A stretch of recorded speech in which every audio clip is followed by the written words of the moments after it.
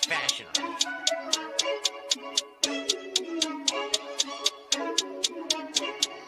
Blessed by Bundy, blah, blah, blah.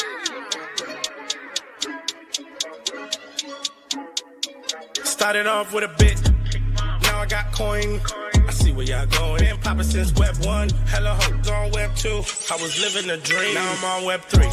And it is what it seems, topping the pyramid schemes, I'm telling you. I'll sell you a percentage on Nebula. Shout out to Vince, yo, set it up. Surfing on the web and I'm shooting at 3. I've been goated when I got my G. I'm an alien boy from a different planet, yeah. So I got my drink, I'm riding in the 1920s Model T Ford. Call her Era Lord. Call me Levi, playing on the keys, boy. And I'm about to put my gloves on. If I said it, then I meant that.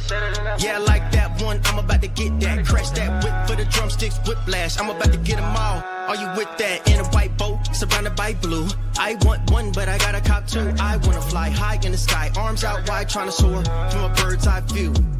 I'm on fire, Ricky, Bobby, cracking the pavement, Whitney, Bobby. I'm a Saki bomb, Hiroshima, Nagasaki. Bruce Wayne been a dog, and I keep it 101, cause I'm feeling kinda spotty. You sipping on some rock, and I'm sipping on octane. The only thing around my neck is the Started off with a blockchain. bit, now I got coin. I see where y'all going. Been poppin' since Web 1, hella hoes on Web 2. I was living a dream, now I'm on Web 3. And it is what it seems, topping the pyramid schemes, I'm telling you. I'll sell you a percentage on Nebula. Shout out to Vince, he'll set it up. NFT, Twitter, blockchain. Seeing with the ghosts and we ballin' like the Brown James. Crypto. We can make a trade, get the memo. Reviews not falling for the FOMO. Listening to coffee with Captain. You know we worldwide, they loco. I ain't never gonna stop rapping. Orlando, yeah, we working magic. We rocking Ethereum NFTs. I just went and caught me a half base. Man, I got a shout out Started to off with a 40. bit, now I got coin. I see where y'all going. Been poppin' since Web 1, hella hoes on Web 2. I was living a dream, now I'm on Web 3. And it is what it seems, topping the pyramid schemes, I'm telling you. I'll sell you a percentage on Nebula. Shout out to Vince, he'll set it up. Breaking the mood to choose one, but they got knowledge to move, son. I'm shocking in shades with my brother in shoes. Yeah, them blues is coming. Even though it's hard to pick, eeny, mighty, mo, soda on the mix, no biting lips, it's time to go. Index number 1, no thumbs up, you gotta scroll. Looking at the ghost in studio, it's time to go. I had a helmet on by myself until I met a mask that wanted to have a face off. So I had to bring my chainsaw, full tank of gas in the drive with my brakes off. I'm A1, but a different kind of steak sauce.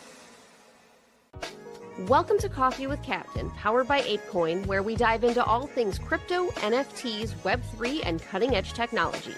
Remember, nothing here is financial advice. Early-stage tech can be exceptionally volatile and risky. So grab your coffee and join Cap and Steve for today's conversation. Welcome to the future. Welcome to Coffee with Captain GM. Thanks so much for joining us. If you already done so, do us a favor, drop us a GM in the chat down below. Then head up top, smash that like, repost, and bookmark on today's space. We greatly appreciate it. Warms up the algo and does us a real solid. Also up top, you'll find the carousel. Go hit those reminders for the rest of the week this week. We greatly appreciate it. We got an extra special guest joining us around 9 o'clock today, and we'll have a few others throughout the week, so don't want to miss any shows. Go hit those reminders. We're live on Steve's Abstract today. Go hit that chat up, or the YouTube if you're looking to stack some XP. And Stream Drop Mobile appears to be working again, and that is also pinned up top. As always, I'm Cap Joe, my co-host Steve. Never do financial advice on the show. Crypto is risky, NFTs are risky, meme coins exception risky. Go to 0 to moments notice. Please don't put any money you can't afford to lose. None of the Steve and I hold tokens we'll talk about from time to time here on the show. We're not financial advisors. Certainly not your financial advisor. Don't join us for that. Just join us for some fun, some information, some education, maybe some sports takes. Although you don't even have to bet sports anymore. Just go set up your automated strategy with Billy Bets. Let the robot do the work for you. It went 7-2 for me this weekend, and good weekend to kick off sports. And I found a new place to take in some Sunday football, Steve. We had went to my first dog bar yesterday. Is this a thing in Cleveland yet? No, dog bar sounds awesome though. It is awesome. It is awesome. See, you have a good dog though. Like, I love my dogs. I have great dogs for home. When I take them out in public, I did not acclimate them accordingly, and thus, you can still teach those old dogs new tricks, though. You can give it's something I should be more cognizant of. But yeah, I mean, I definitely would love.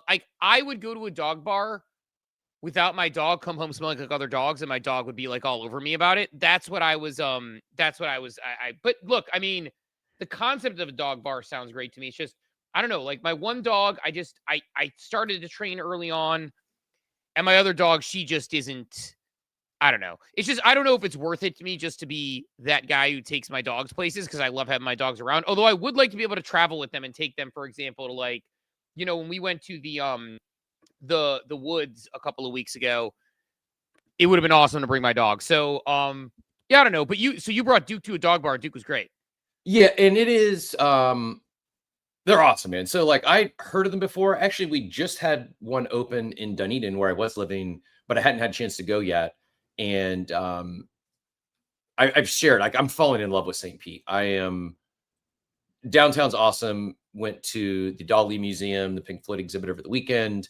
The restaurant scene is just, it's insane. It's off the charts. I mean, there's several like Michelin restaurants. It's just really good food. Really, I don't know how to properly describe it because I've been sleeping on it. Like I thought of St. Pete as, oh, it's a beach town, right? It's like, it's another beach that's not as famous as Clearwater, which is true, but so much more than that. I'd only been down a couple times to like whatever restaurant or the beach or something, but had never really experienced St. Pete. I'd never been on Central, which is like, it's not downtown, but it's like their main drag that's not downtown. And so right now I'm living 1 block from Central. The other day I went from 10 blocks, like 20th to 30th, and just mind was blown. I was like, oh my goodness, I could go out every day for breakfast, lunch, and dinner for a month and still not have hit all the places that look cool. Or it's just very, it gives me Austin vibes. I've said it's like a better version of Austin. And so anyways, there's not 1, but 2 dog bars on this stretch between on Central. I went to one yesterday called Mutts and Martinis, and yeah, you just basically get in. You got to have like all your, they got to have the records, make sure they're up to date on their vaccines and all that stuff, all their shots, and spayed, neutered, all that good stuff, just for safety. Yeah. Yep. You go in the main area, and there is, you're supposed to keep on leash in like the first area you walk into around the bar, but then on the other side, there's a fenced-in area still by the bar where you can let dogs off leash. There's another play area. There's another room. They actually do serve like dog burgers and pup cups. They had someone there washing. You could give your dog a bath. I was going to get Duke bathed yesterday, but just ran out of time. So probably going to go back and do that. I might do that tonight for Monday Night Football. And then there's an outdoor area where, again, dogs off leash, and there's like a dog pool. There's a dog pool and fountains. Duke's not a fan of the water. I think he's got some trauma from, I think I've shared this before, but he came down. He was rescued from North Carolina following the floods last year. I don't know the full backstory of what happened there, but whether he was just, somehow got out in the wild and was found, or, but yeah, he's just not a fan of rain or has never gotten in the pool or anything. So I'm pretty sure there's some water PTSD there somewhere. But so he wasn't in the pool, but was, playing with dogs around it. And yeah, just a cool, it's fun. And yes, there's other dog friendly restaurants and stuff. It's just very dog friendly area around here. Dogs and golf carts are you see a lot of in both Dunedin and St. Pete, but the just a nice little twist on, and it was packed. I mean, it seems like a good business as well because people love their dogs. People like hanging out with their dogs, and you pay like an $8 cover to get in, and then you can okay, bar food, not really. I actually walked somewhere else to grab some food, but yeah, really enjoying St. Pete, and I've been sleeping on it for 4 or 5 years. Yeah, I think that's really interesting. Like not just the dog bar thing, but like the St. Pete overall. I mean, I really enjoyed St. Pete when I was down there years ago for a wedding that was out on Clearwater Beach, and it was like we went down there. We hit the Dolly Museum, which I think is St. Pete, not Tampa, right? We hit a couple other things, and then we ended up in some there was some bar or some food we went to that was recommended to us. It was like a Cuban small plates place. We ate the Cuban food, amazing. And then we heard something coming from downstairs. And it's so funny because you don't drink, but if you didn't drink, that sounds like that was like a perfect Will Ferrell crack it and drink it in the field sound. Like that was. Wait, you could hear that? Oh yeah. Something's off because I had my mic turned all the way down. So something I asked earlier, is the audio from Spaces coming okay? Yeah, Spaces, let us know if we're still good. I see we have a small Spaces audience, so I'm hoping we're coming through. Something's off because you shouldn't have been able to hear that. So something's not connected. Do us a favor and let us Check. know. In Can you hear me now? Check. Can you hear me? Check. Oh yeah. Interesting. Check. Yeah, something's picking up my audio with the mic all the way down, so I don't know what that is. The glory of the soundboards continues. Although I think it's coming. Well, that's good. I'm glad I tested now instead of going and doing like a mobile stream drop here in a bit, and you being able to hear everything. Yeah, it looks like we're coming through on Spaces, so we're good. Do us a favor, give us a like and a retweet, a comment on the room. We're getting a source from this morning. We didn't hit our GMs, but I will say this. I know we went right into cold open. Like Tampa Clearwater, it was like I said, like we got a small plates Cuban place, and then I hear this music, this really good music coming from, right like down below us in some way. There was like a little basement bar area. There's a bunch of people dancing on dance floor. There's a guy with like seemed to have like 47 fingers just playing the guitar down there and singing Cuban music. So or singing sort of Latin music. So it was good. So I like St. Pete. Dawn and I were looking for a vacation at some point in the next 6 months, just us. St. Pete was one of the locations we considered.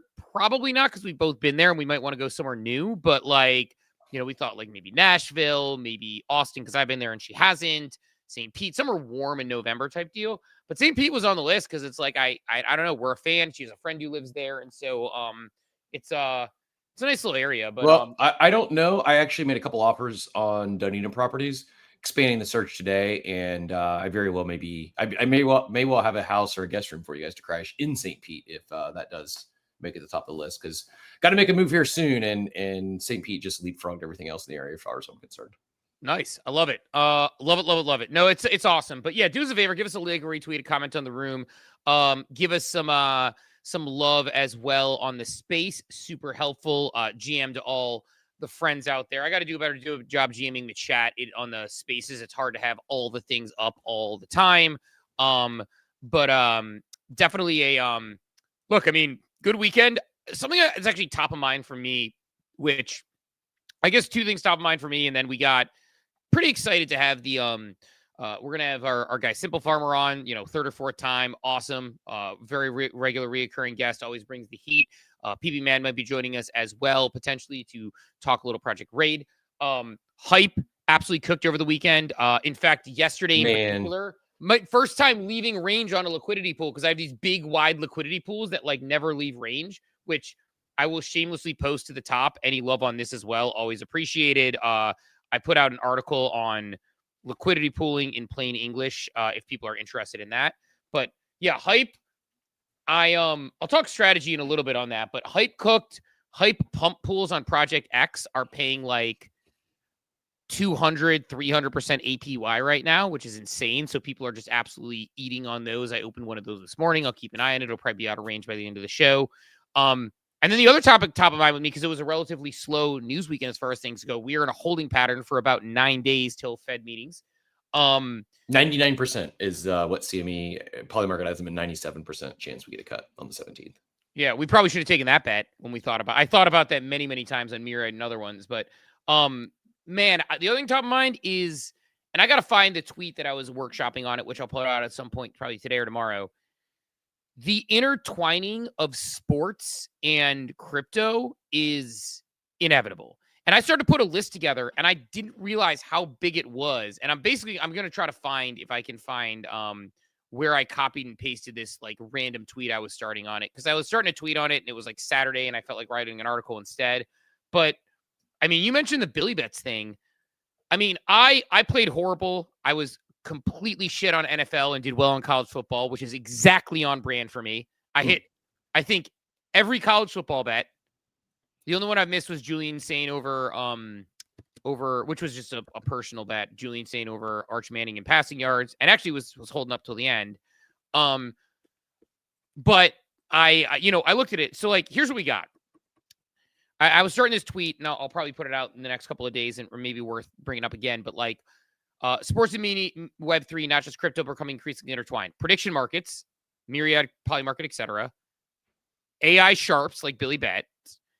On-chain fantasy like Spoiled Banana Society, which is just a logical use for blockchain. Collector platforms like NBA Top Shot, NFL Day, and BZ. Gamified collecting like Football Fun. Next-gen loyalty like Up Top, which is like coming down the pike. We talked about that a few weeks ago. I just think this combination of sports and I just think sports and crypto are inevitable, and like especially on the gambling side, like why wouldn't these two things combine? Yeah, I agree. It's inevitable. It's happening, and I think it's happening fast. I think, yeah, I think by the end of this football, it will be, yeah, they're going to keep taking mindshare, TVL, centralized sports books. They're not cooked. They're going to still have their place, but PvP is the path. It's the future. It's like the best sports bettors are getting, they get limited. There's this tax issue with the big beautiful bill. Prediction markets solve all of it. Did you see there was some interview, I want to say, I don't want to mess it up. It was either FanDuel or DraftKings. It was one of the like people who was at the top there. I didn't see who it was, so I'll butcher this, but you might have seen this. And they basically said that the reason they were like they don't like prediction markets, and they said the reason prediction markets are bad is you can't kick off people who are good. Did you see this? Like they said something along the lines of like, because as we know from our friend Bunshu, who is absolute, like, one of the best, best sports, better him, J-Web guys like that, they get kicked off platforms for being too good. They don't get promotions. They don't get opportunities because they basically nerf the people who are too good at gambling. Traditional casinos do this as well. Like there are people who are really good at blackjack, not card counters, but really good at blackjack or really good at sports gambling, who they either find ways not to pay or kick out of the casino. And prediction markets are just PvP. It's a market of people on either end. Do you want to maybe dive into that a little bit in that concept? Because I know you're more in that world and sort of like how they, provide a better solution, but they don't do that. So we just, they allow more people to participate.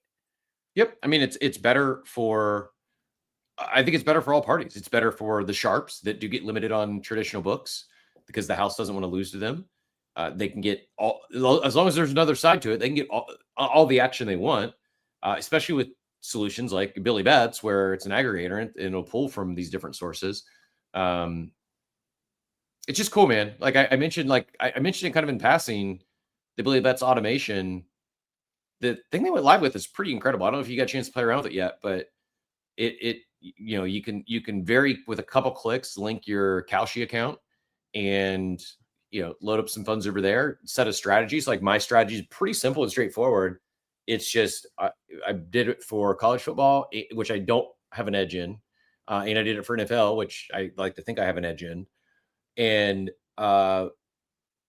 it just basically said bet anything with a Billy conviction score, BCS of 250 or greater, and you can set some other ranges if you want to take profit or not. I have mine currently not take profit, so I'm just betting basically the outcome.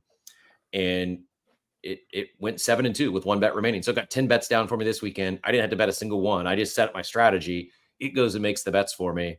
And yeah, we're and what do you say it went? Week one. So far 7-2. One more game Christ. tonight. See, this is my. I actually need maybe, but I mean, I know Bunshu's been obviously busy because he's been setting this up, so he's had some time. People don't notice we haven't done AI with Bunshu in a few weeks. He's been cooking a little bit behind the scenes on things like this and working on, roping into prediction markets. Which, by the way, brilliant move by somebody running a platform like that. I need to do this because I am doing it the old-fashioned way, and I just haven't gotten it. Like I saw it, I retweeted it, I was excited for them, but I just haven't gotten to play around yet. I need to get into that because that is my that is like I especially like NFL. I'm pretty dialed in because I play so much DFS and Underdog. By the way, not the greatest start. I don't have nearly enough Derrick Henry across my portfolio, but my biggest stance this offseason and draft season, Steve, was Mr. Justin Fields and Garrett Wilson, my top exposed quarterback, my top exposed wide receiver. And boy, did they look good yesterday. The only quarterback to outscore Fields was Josh Allen, who's supposed to. That game last night was insane. I fell asleep. It was 40-25. The Bills. Oh, you were up that late. That's and football was all the way back if Cap was up at 10 o'clock last night when football was going on. Well, I probably would have been asleep earlier, but I went over and hung out with my new friend, and she put the game on, and so we hung out, watched a little bit, and then like around halftime, like, yeah, I gotta like, we both were kind of tired and it was bedtime, so I left, got home, and was watching a little bit, and then felt then crashed. But no, 40-25. Like, oh, the Ravens have this wrapped up, and nope. Josh Allen came back. They won 41-40. Insane start to the season. Those two teams look like they are in a league of their own right now. After 1 week, it's still very early. Anything can happen, but I am giddy over, like, if Fields and Wilson can do what they did for 17 weeks, what they did in week 1, it's going to be very, very good for my best ball bags. I just got them both so cheap relative to where I thought they could perform and what they did after week 1. So that and all my I also have a lot of Daniel Jones exposure because I went with the A-Rich strategy. So because I knew he wouldn't start 17 weeks. A lot of my builds have my QB 2 and 3 as A-Rich and Daniel Jones. So feeling pretty good after week 1. Yeah, I have a little bit of Daniel Jones exposure. I have a decent amount of Justin Fields exposure. Similar to you, he's been a fantasy performer, and if the Jets are committed to him, I don't know why. Like, I know he got pulled in Pittsburgh after playing well for 6 weeks, all things considered. Seems pretty straightforward. Jets are committed. They paid him. He's locked in as the starting quarterback. I don't think he's not going to get an early hook if he struggles. And even if he doesn't play great real life football, he's a fantasy stud. He's going to put up big scores. And he did that yesterday while playing great football. So against what was supposed to be a gross game, a team he played for last year that supposedly knew exactly how to shut him down, how to stop him. So he plays a cupcake defense. He could really hang some numbers. Yeah. So I got him. I got a little bit of Danny Jones. I have handful of Derrick Henry as well, so I feel pretty good about that. I have a lineup where in Split Banana Society where the way the draft fell, I'll have to find and pull it up. I have Derrick Henry and Saquon Barkley in one lineup where that just based on the way the draft falls, it doesn't happen. And I still have like 3 wide receiver ones in that. So it just so happened that like somehow the way the draft fell, like I got Saquon, he fell to like 7 or something, which is like far beyond where he fell. And on the wraparound, I don't know if I got Derrick Henry on the wraparound or I might have gotten a wide receiver 1 and then Derrick Henry still wrapped around because everybody was diving in on wide receivers. But then this is the idea of like, we didn't talk about this during the draft season, playing the draft instead of letting the draft play you. Obviously, you got to let the draft come to you and you got to play what's going on. But like people went so wide receiver crazy early on that when I grabbed Saquon, wide receiver 1, and Henry, I believe in that draft, people weren't taking wide receivers because there was a run on running backs for like 2 straight rounds. Well, I already had 2. I think I have like Detroit's running back 2 as like my 3rd running back for 1 week there. But like I basically got the 2 best running backs in the NFL and still got 3 wide receiver runs. I'll have to check the lineup and tell you kind of look at how it happened. But it was one of those ones where it's like, you have those drafts where like you feel like you're constantly behind. People are constantly taking the pick you want. And you're just like, damn it. Like this one's just one of those ones that's not going well. This was one of those ones that was quite the opposite, where it was like every time it came, I was like, okay, things are falling to me exactly the way I want. So I might even have Daniel Jones in that lineup. I'll have to check. But it's good stuff, man. And like we said, give us a like, retweet, a comment on the room. I'm gonna go ahead and you know what I'm gonna do? I am gonna give the code right now, which is out, for the claim, and then we'll talk to it again throughout the show. By the way, you have to love SimpleFarmer. Not only bright and early getting ready, but SimpleFarmer hitting the chat in the participating in the show in the chat. It says prediction markets are just going to keep taking mindshare and TVL from centralized sportsbooks. Like while we're talking, SimpleFarmer is so dialed in. He's locking in on the chat on Coffee with Captain while sitting in the waiting room for the interview in about a half hour. Stoked and ready to talk some Project Raid, which I'm excited to talk about as well. But I don't know. You love to see it. You love to see the engagement as we go. But Cap, go ahead and hit it. I'm gonna look for this. I'm gonna see if I can find this Derrick Henry draft to tell you about like what the team is, because it's one of the ones I'm most. Oh, I'll show you real quick. I'll open this in a new tab, then we can go wherever direction you want. But I want to show you this one. I'll try to zoom in on it as well real quick before I share it on the screen. But like this is one of those drafts that just sort of came to me, which I know Burrow didn't have the best week 1. He always struggles against the Browns.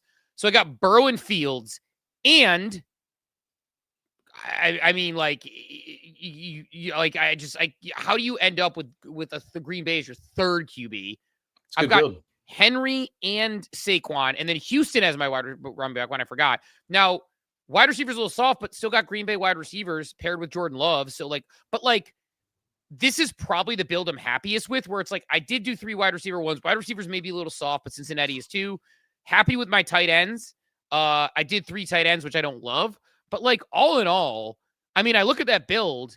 I've got 3 quarterbacks that could potentially be starters in any given week for best ball. I've got the 2 best running backs plus Houston, which I know a lot of people are questionable. I like that backfield long-term this season to potentially get kind of cute with things. I also am a Nick Chubb stan.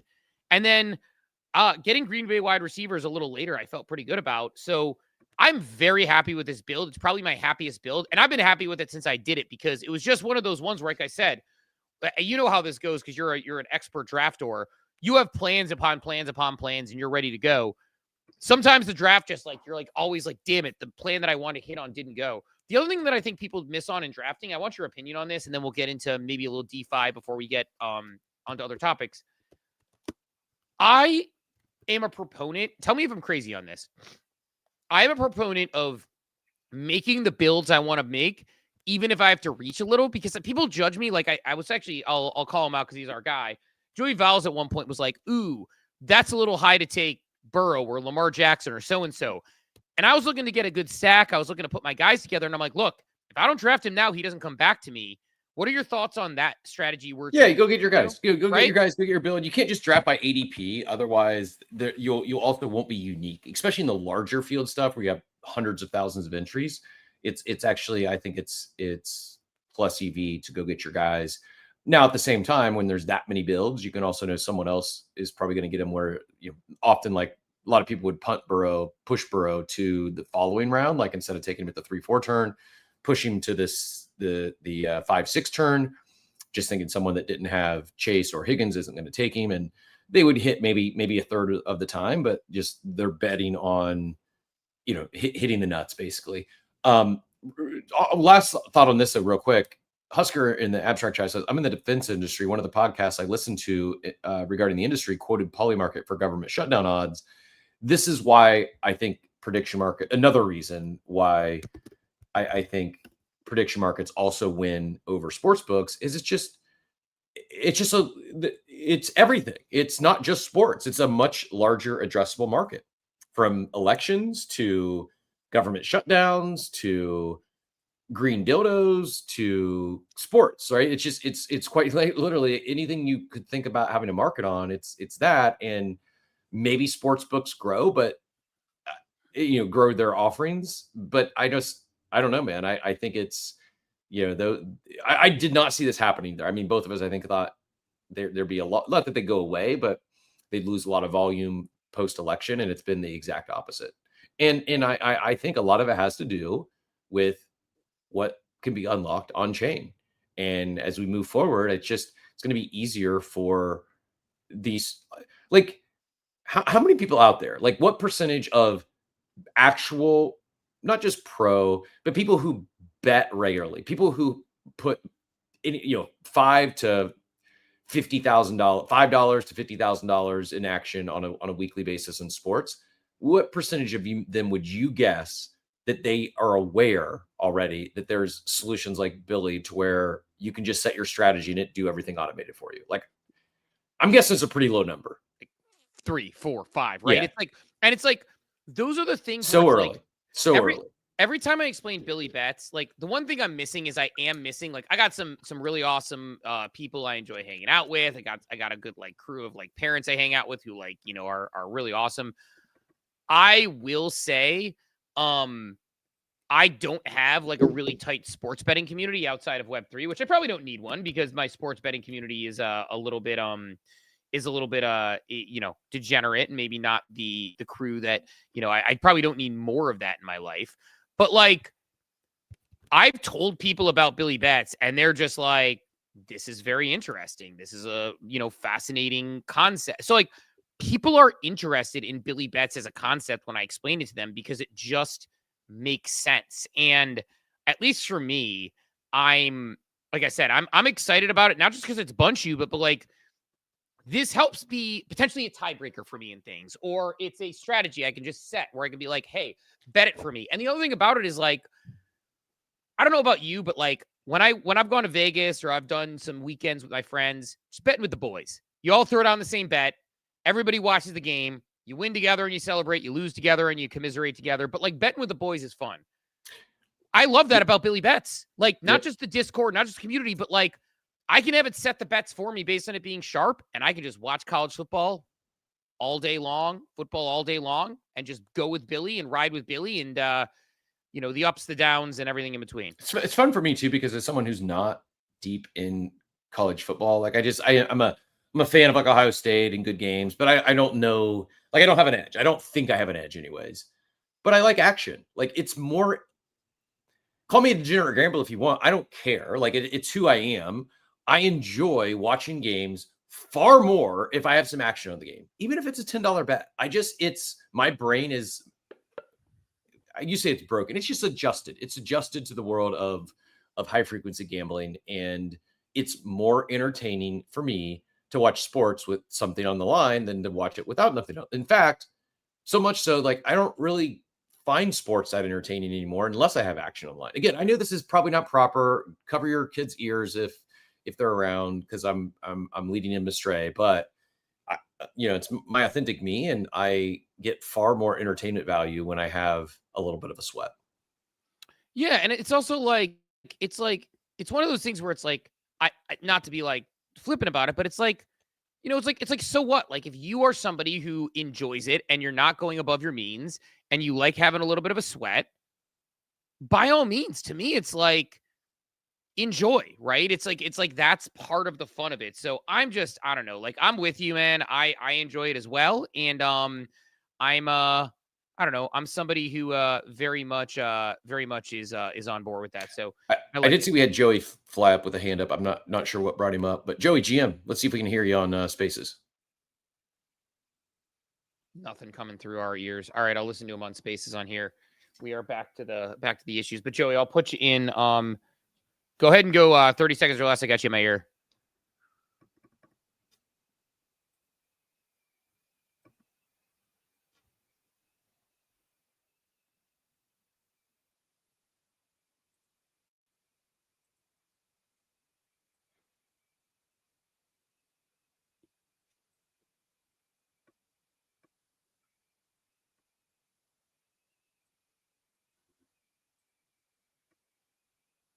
Dude, totally agree. Totally agree on that. At that point, betting with Joey mentioned for those listening on stream, because we're having the same stream problems, which I am committed this week. I will get my soundboard set up. I bought a $700, $800 soundboard that is sitting on my floor. So I will get it set up, and we will try to figure it out. I will also someday this week, I'm not going to say today for sure, but I'll make it back to my post office box. My mailing address, which was just up the street from me, is now like a half hour away. So I will make the trek to Dunedin to grab the mail, because I believe I have a cable in there waiting that will fix this. So we'll get that done. I may just commit to that. I had kind of a busy day today. I need to, after last week was like a lost week for me. So also of note, I do have my my Grid Plus out now. So I'll get all the Ape that has been backed up from the badge collectors. That 100 Ape, I need to get my hardware wallet to send that. It's out now. So that is top priority today. So before I make it back to the mailbox, I will make sure I at least get the Ape sent that is going out to our winners. But yeah, we'll get this figured out sooner or later. Yeah, we'll get it all done. Don't worry. We will get you covered. But definitely appreciate people and their patience on that as we figure that sucker out. But it's definitely been a kind of a crazy couple of weeks in the life of Cap for sure. My life as well, just a little bit. Hand's doing better, by the way. Jambert, thanks for asking. Aloe vera. I still have one bloody knuckle, but for the most part, my all the minor nicks I can now make full fist. I actually did some hangs yesterday at the gym. And by the way, gyms, PSA for all gym owners out there, put a freaking sauna in your gym. Went to Crunch yesterday. That's a little ways away, and the sauna was broken and it stunk. I'm like, ugh, I immediately turned off, and it was busy. And I'm like, I'm not coming back to this Crunch. And then I found it's called Legends Gym, which looks awesome. It's got great reviews, relatively new, super clean, no freaking sauna. I'm like, come on. And it's not a cheap, it's a higher end. It's like, week pass is like $100, but you get a monthly membership for like 75. It's like for $75 a month, I expect a sauna. There is on Central, there's a sauna place that's $30 a session. It's like, get out of here. It's pretty popular for that too, to like upsell those nowadays. And I think like, because I don't know, like, and there's also a lot of like gyms that specifically offer. I'm not that spending as the thing. $1,000 a month on Asana. I mean, I could go buy one, a cheap one for that. Right, I right. just- I mean, you could get a. I mean, honestly, like not even just a. Like, I mean, you could I don't know, like you could definitely. Yes, like you could get your own. I actually had a conversation the other day with somebody who I was like, I need to figure out like I'm trying to remember who I was talking to, because I think it was someone in Web3, but my brain is completely cooked at this point.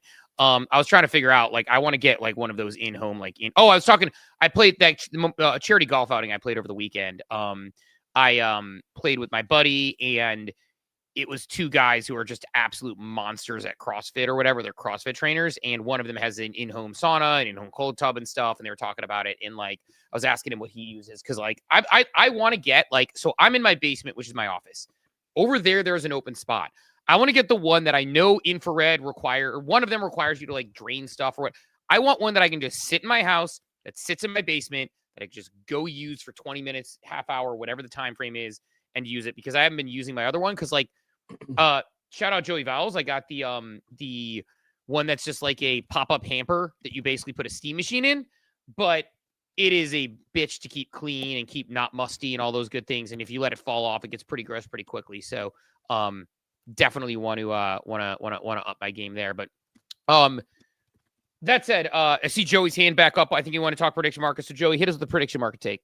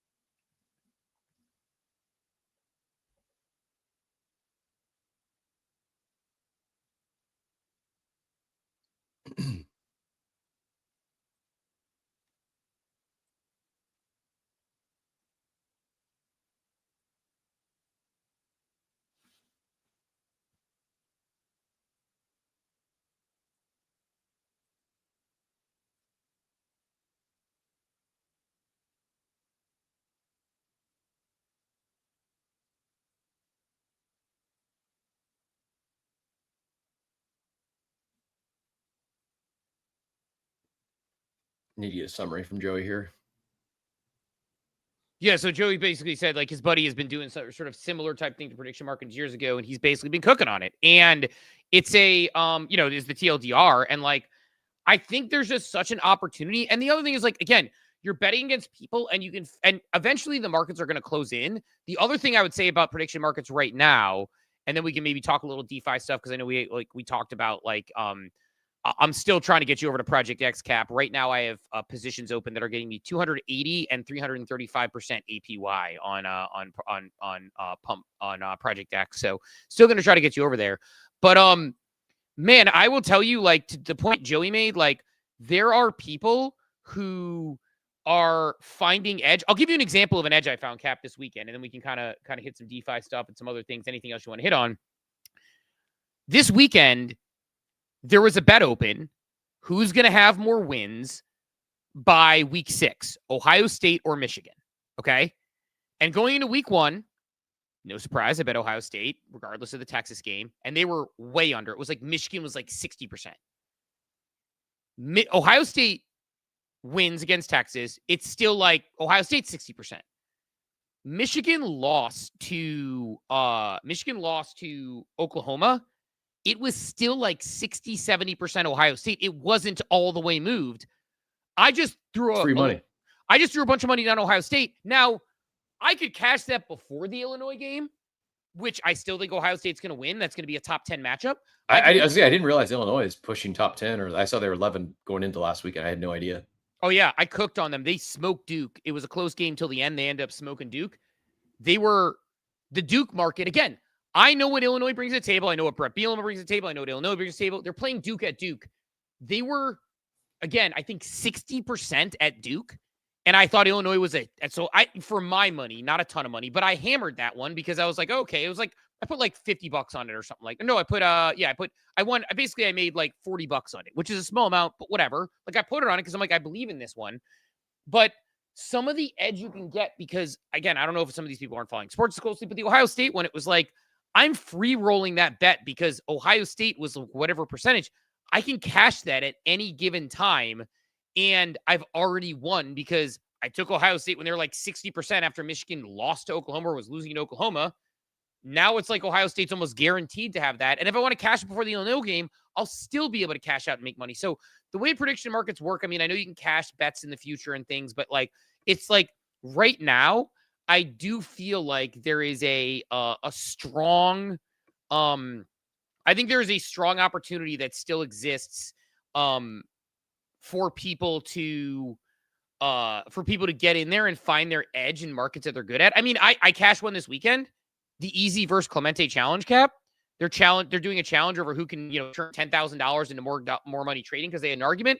I bet Easy a week ago when it was like, again, 60-40 or something.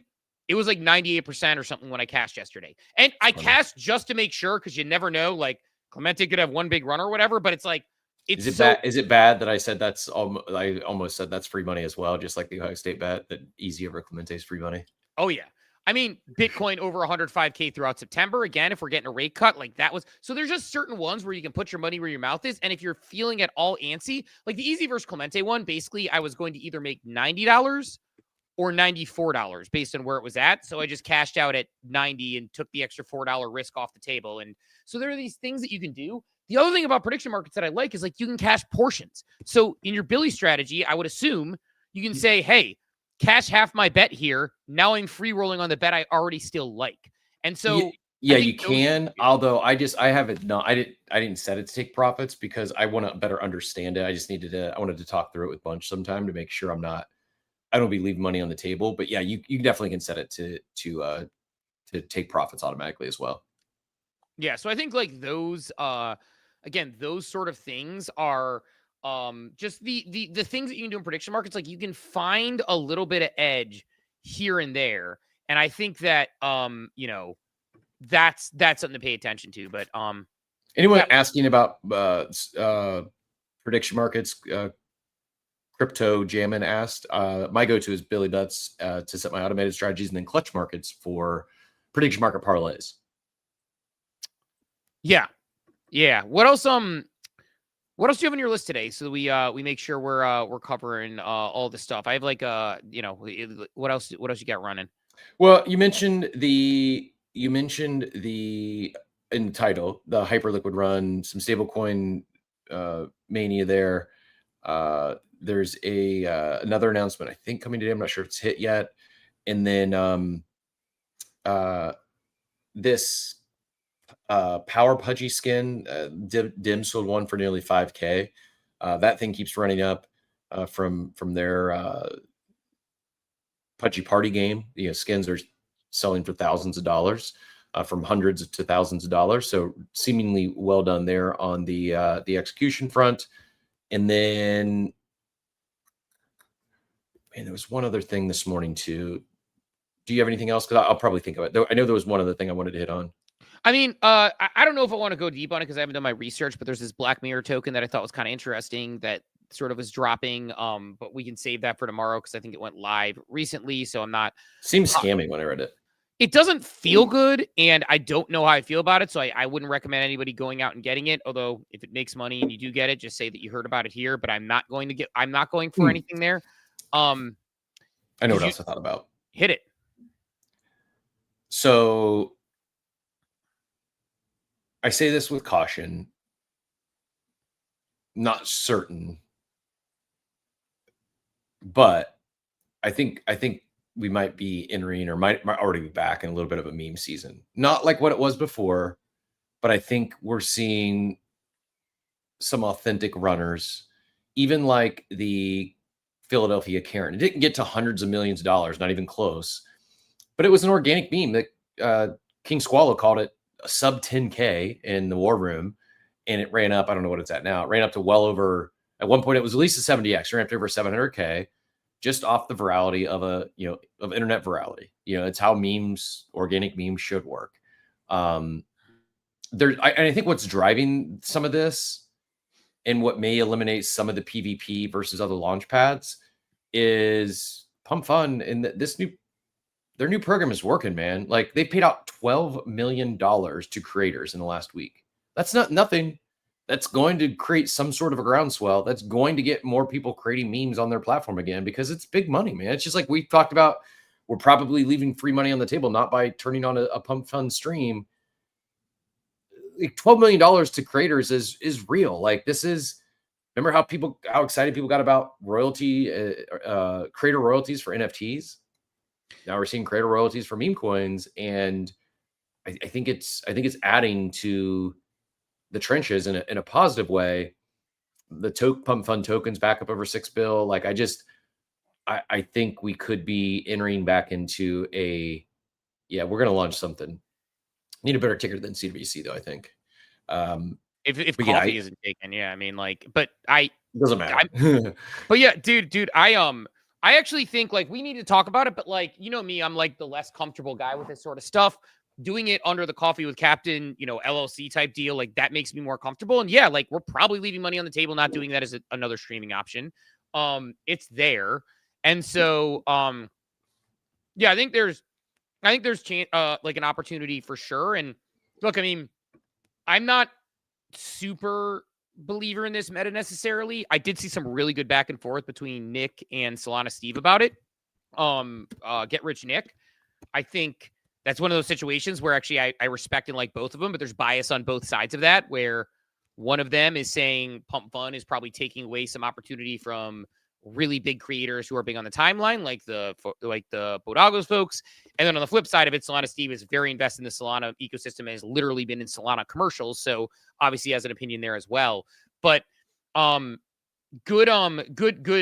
thought on that. I agree. And I agree on the meme season overall being back. I mean, like, look, I kind of pushed back on something Phonics said, and then immediately backed it down, where he was like, I think meme season might be back. I was like, yeah, but it's still sort of like inside. And there's some insider stuff for sure that's still running there. But there are organic opportunities if you're willing to take those shots and take that risk. It's still probably not my game, because I'd rather use my soul elsewhere, but agree with that for sure. And something worth noting that those opportunities are going to pop. Also, who's building this? Who is building this? Fawn Front says, I need a Billy Betts for meme coins. Same.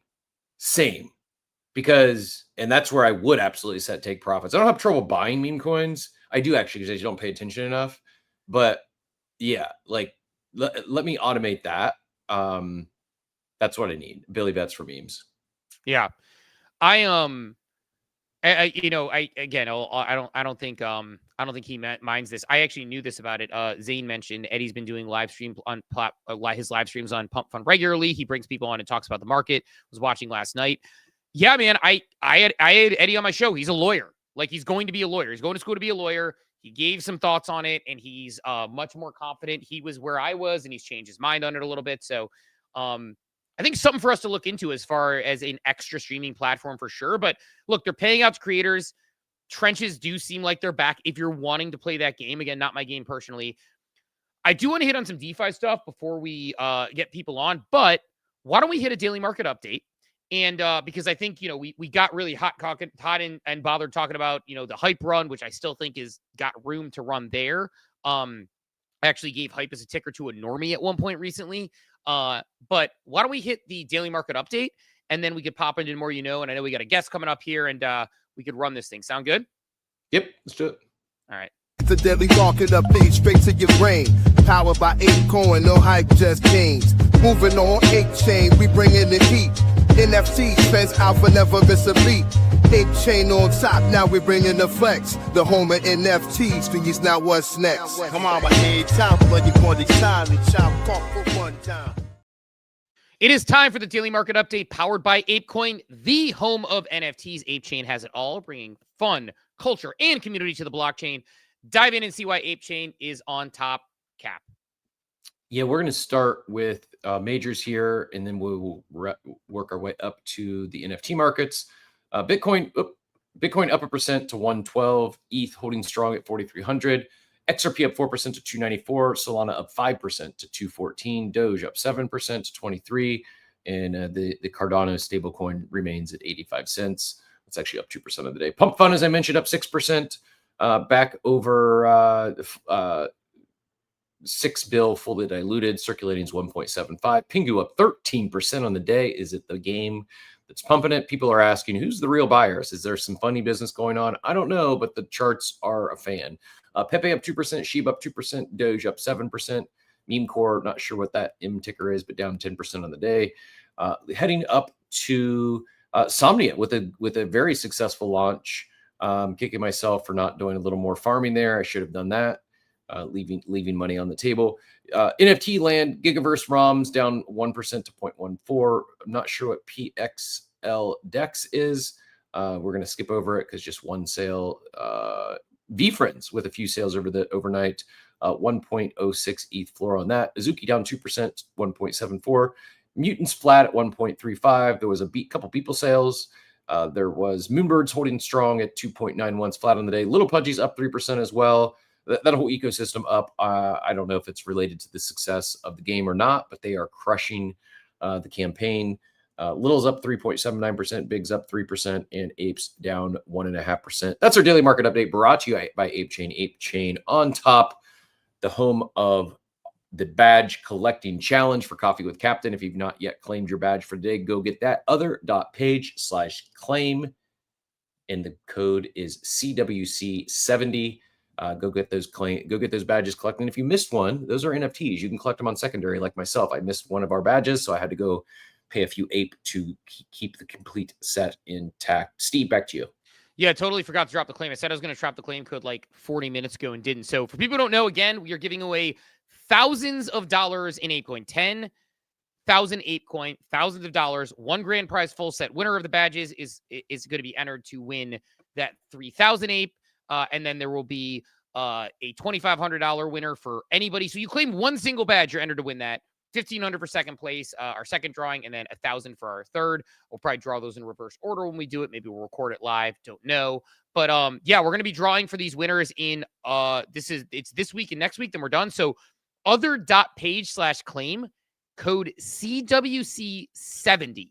CWC70, I chose 70 because Ohio State scored 70 points this weekend against Grambling. So wanted to make it not quite as easy to find. I will put that in all the appropriate places where we tend to talk about. But yeah, other.page/claim and CWC 70 is going to be your claim code on other.page/claim. Again, this is a opportunity. Like, there's no downside. You literally just need to click buttons and you have the chance to win a lot of money in ApeCoin. Really appreciate our partners over at Other Page and the ApeChain to provide this. So really fun partnership we're doing. Get yourself out there. We'll actually pop in.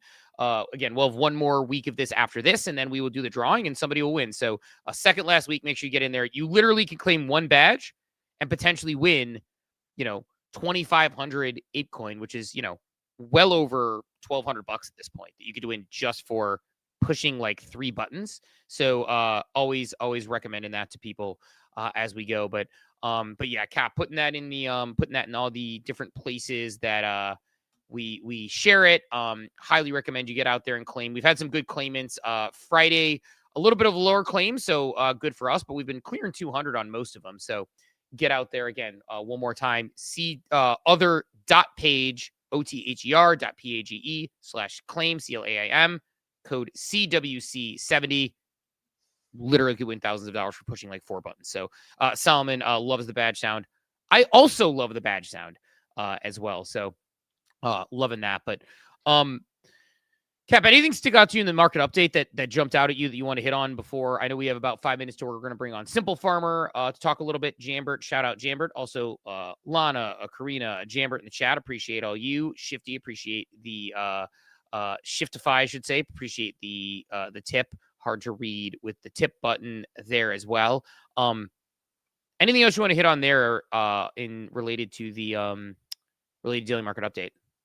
I need to I'm excited to get dialed back in this week. It just feels like now's the time. We've got 9 days until the 17th, 10 days, maybe count today. And, yeah, I think things are going to, I want to be fully allocated, full risk on heading into the 17th, and feels like things are just starting to heat up across all levels. So, yeah, I think it could go the other direction, but I think exciting time, and I'm glad I got the move knocked out because time to get locked in. How about are you going to do this? So are you going to longs on Hyperliquid? Are you taking longs on, there's another one that Phonics is talking about that a lot of people are saying is going to be a massive airdrop. Where are you playing your longs, which is what I assume you're doing going into this?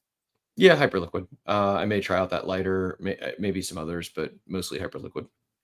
Yeah, I may do some Hyperliquid longs as well. Maybe I'll walk people through what my process is there, because I'm super interested in potentially entering that world as well, as I've been getting more acclimated with DeFi and getting more comfortable with things like LPs. Speaking of market update, I mean, we probably were remiss. It doesn't pop on the charts we show, but happy all-time high to those who celebrate. It crossed over $50. Fully diluted value now 50 billion, and up 8% of the day. So Hype really the big winner on the day. I'll have to chat to the Mintify team there to make sure they should swap Cardano for Hype in that. It is actually number 11 in terms of the. I wonder. I'm going to actually go look now that I said that, because guess what it flips, Steve? Guess the next thing for it to flip. Can't make this up. I honestly have, it's not, I know you mentioned Cardano at one point. It's not Cardano at this point, right? Sure is. Yep.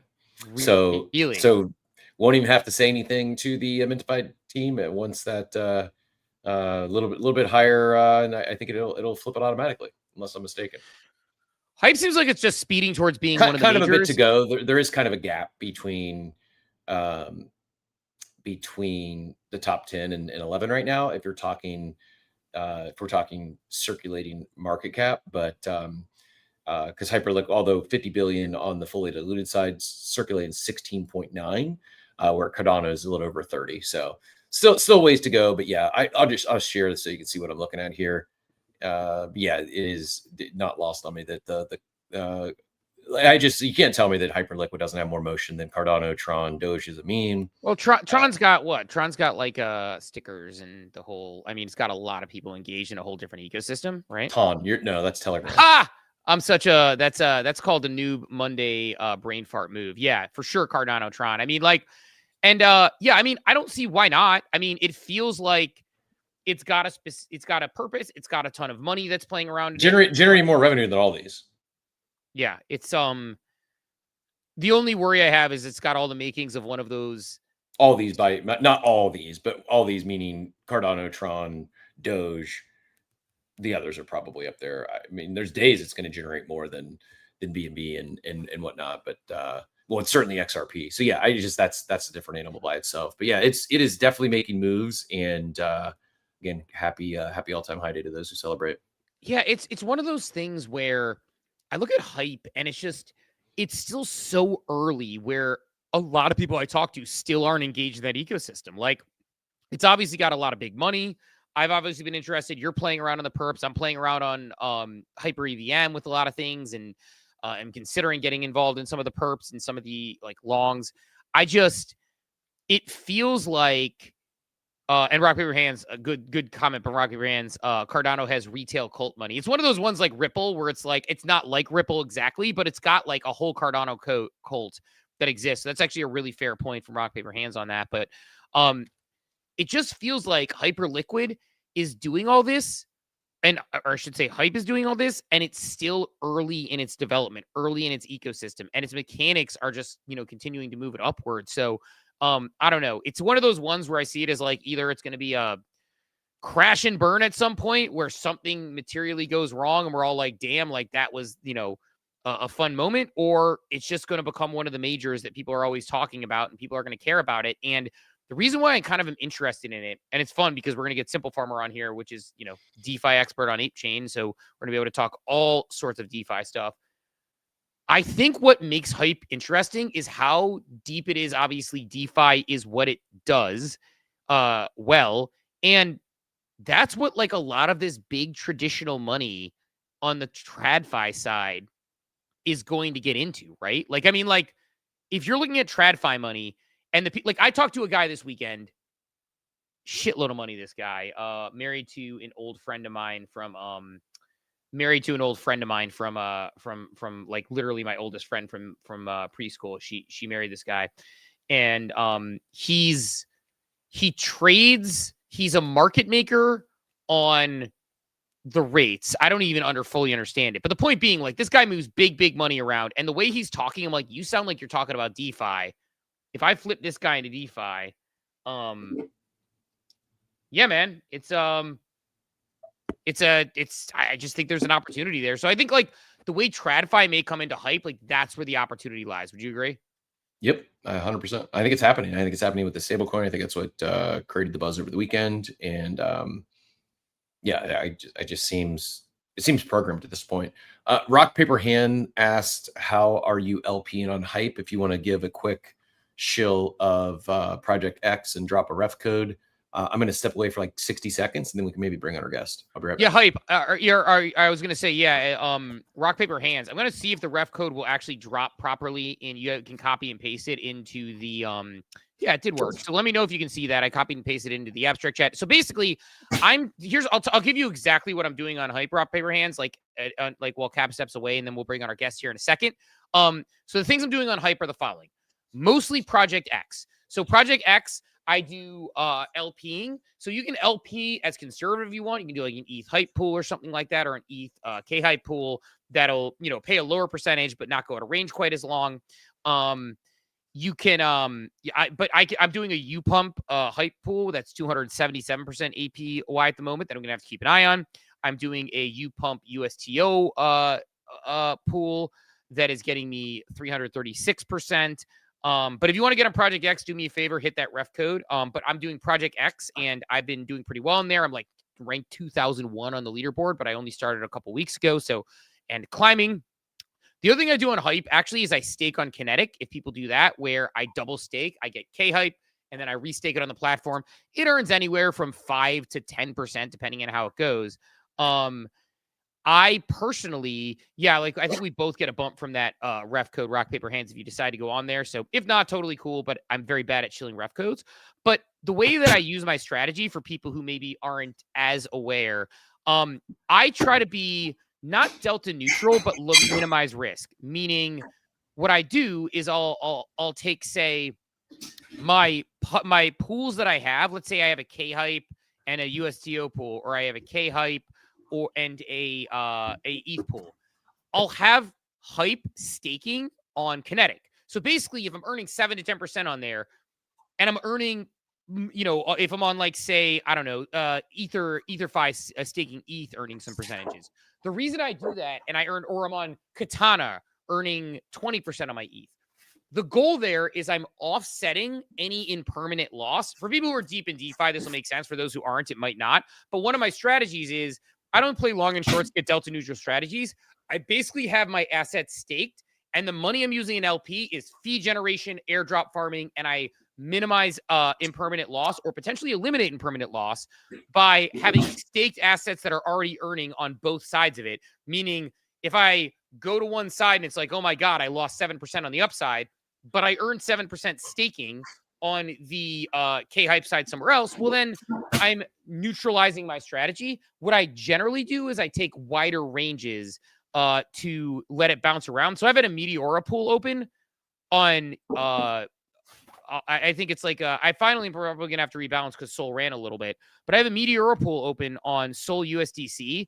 I've had open for like 2 weeks or something. I feel like it's been a very long one where I just have a very wide range. I take the fees, I collect the fees. Because people had talked to me about, well, what about impermanent loss? What about impermanent loss? It's like, well, if I think that Solana is going to trade in a range between, I don't know, like 193 and 221 or whatever the ranges I have, and I'm earning a percentage on those fees and earning towards the Meteora airdrop, I just let it bounce around in that range. I earn my fees.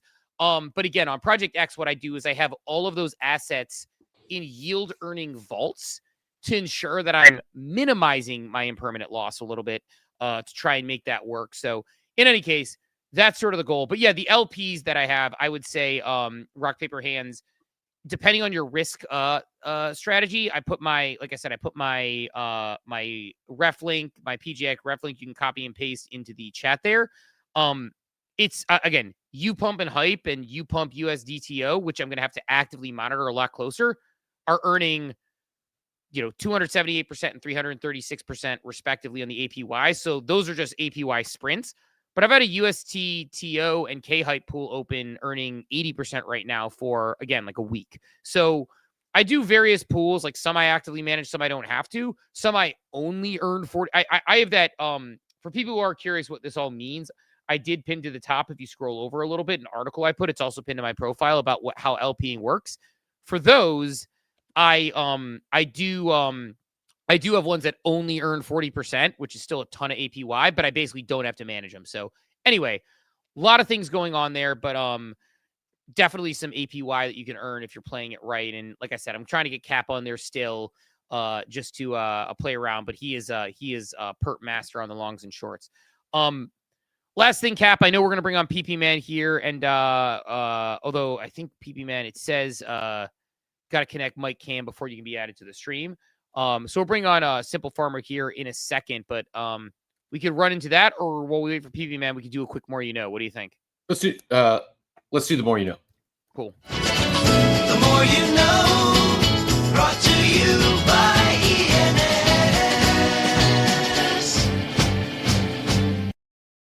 It's time for the more you know, brought to you by our friends at ENS, and we'll be bringing on our folks at ApeChain here in a second, including the leader in DeFi over at ApeChain, SimpleFarmer, our guy, been on the show 4 or 5 times at this point. And let's talk about DeFi and the history of DeFi. DeFi really kicked off with ETH in 2015 and MakerDAO in 2017 when it launched the first decentralized stablecoin. The space erupted in 2020's DeFi summer when protocols like Uniswap and Aave drove total locked value from under $1 billion in 2018 to more than $180 billion in late 2021. Today, a new wave is driving the next phase. On Solana, I mentioned Meteora has surged to nearly $1 billion in TVL, with almost $40 billion in January trading volume. Things like Jito, which we talked about, commands over $1 billion in deposits, redistributing MEV back to stakers. And on Ethereum, EtherFi has climbed to $6.4 billion in TVL, leading liquid restaking. It's another one that I mentioned earlier. Newcomers like Project X exploded to $90 million in TVL exploded to $90 million in TVL within days of launch. And together, these platforms show how DeFi has matured from simple swaps into multi-chain financial systems, managing billions of dollars in values with billions of dollars in opportunity, which I think will only continue to grow. And that was the more you know, brought to you by our friends at ENS. ENS does more than you know, not just anchoring your name across Web3, but anchoring it across the internet. It's your identity, simple, memorable, unmistakably yours. Security, interoperability, and ease of use. Go to ens.domains to learn more and secure your ENS domain today. And Cap, feeling the DeFi love here. And I think we jump right into our ApeChain Architect segment because DeFi is starting to kick up on ApeChain, and I'm going to have to start making some positions over there.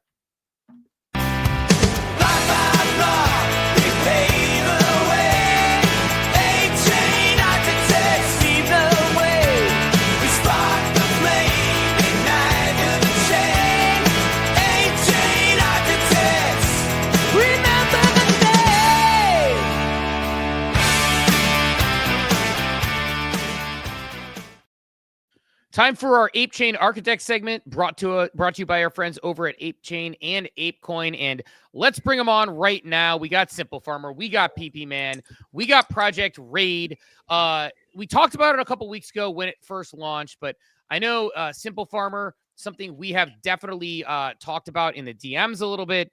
Solana. So ApeCoin coming to Solana, coming today at 11 a.m. Eastern time, if I am not mistaken. So as we jump into it, give a little bit of an overview of Project. We've had you both on the show before, and, obviously both, love the both of you and looking forward to hanging with both of you at ApeFest.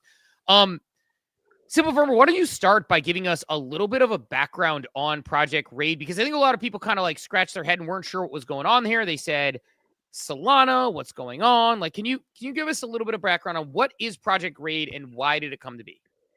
Of course. GM, by the way, guys. Hope you're doing well.